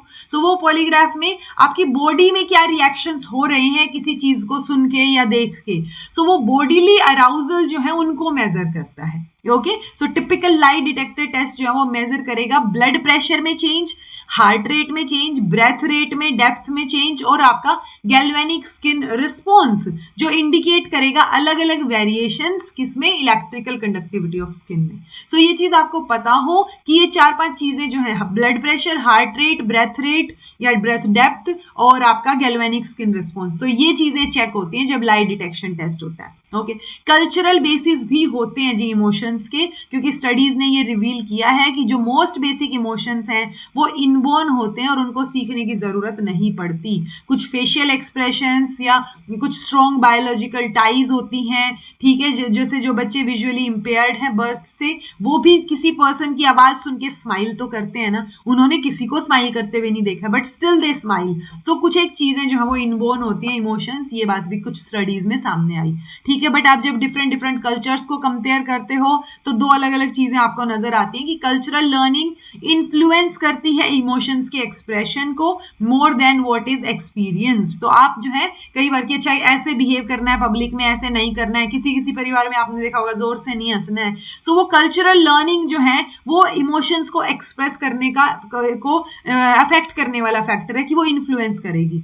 Learning has a great deal to do with stimulus that produce emotional reactions. तो ये भी देखा गया कि इंडिविजुअल जिनके एक्सेसिव फियर्स हैं किसी भी चीज को लेके, वो फियर मॉडलिंग से या क्लासिकल कंडीशनिंग से या अवॉइडेंस कंडीशनिंग के थ्रू ही उन्होंने सीखे हैं। तो कुछ चीजें जो इमोशनल रिएक्शंस हैं वो लर्निंग के थ्रू आते हैं, कुछ चीजें कल्चरल लर्निंग जो है वो इन्फ्लुएंस करती है उन इमोशंस के लिए, ठीक है। अब आप एक्सप्रेस जब करते हो इमोशंस को तो उसको हम इमोशनल लेबलिंग बोलेंगे कि आपने लेबल कर दिया है, ओके। तो ये कुछ एक इन्फॉर्मेशन आपकी एनसीईआरटी में मेंशन है, जैसे basic emotions also vary in extent of elaboration. जो तहितियन लैंग्वेज है उसमें 46 लेबल्स हैं एंगर वर्ड को लेके, कि आप अगर गुस्से में हो तो 46 वर्ड्स हैं, लेबलिंग वर्ड्स हैं, ओके।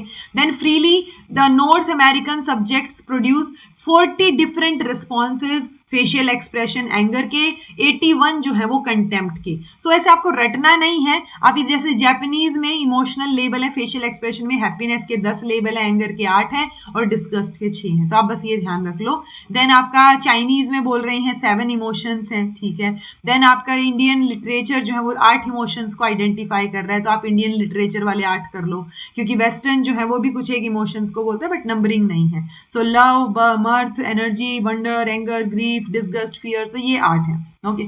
इमोशंस और भी हैं जैसे सरप्राइज, कंटेम्प्ट, शेम, गिल्ट, ये बेसिक नहीं माने गए हैं, ओके, कई जगह पे।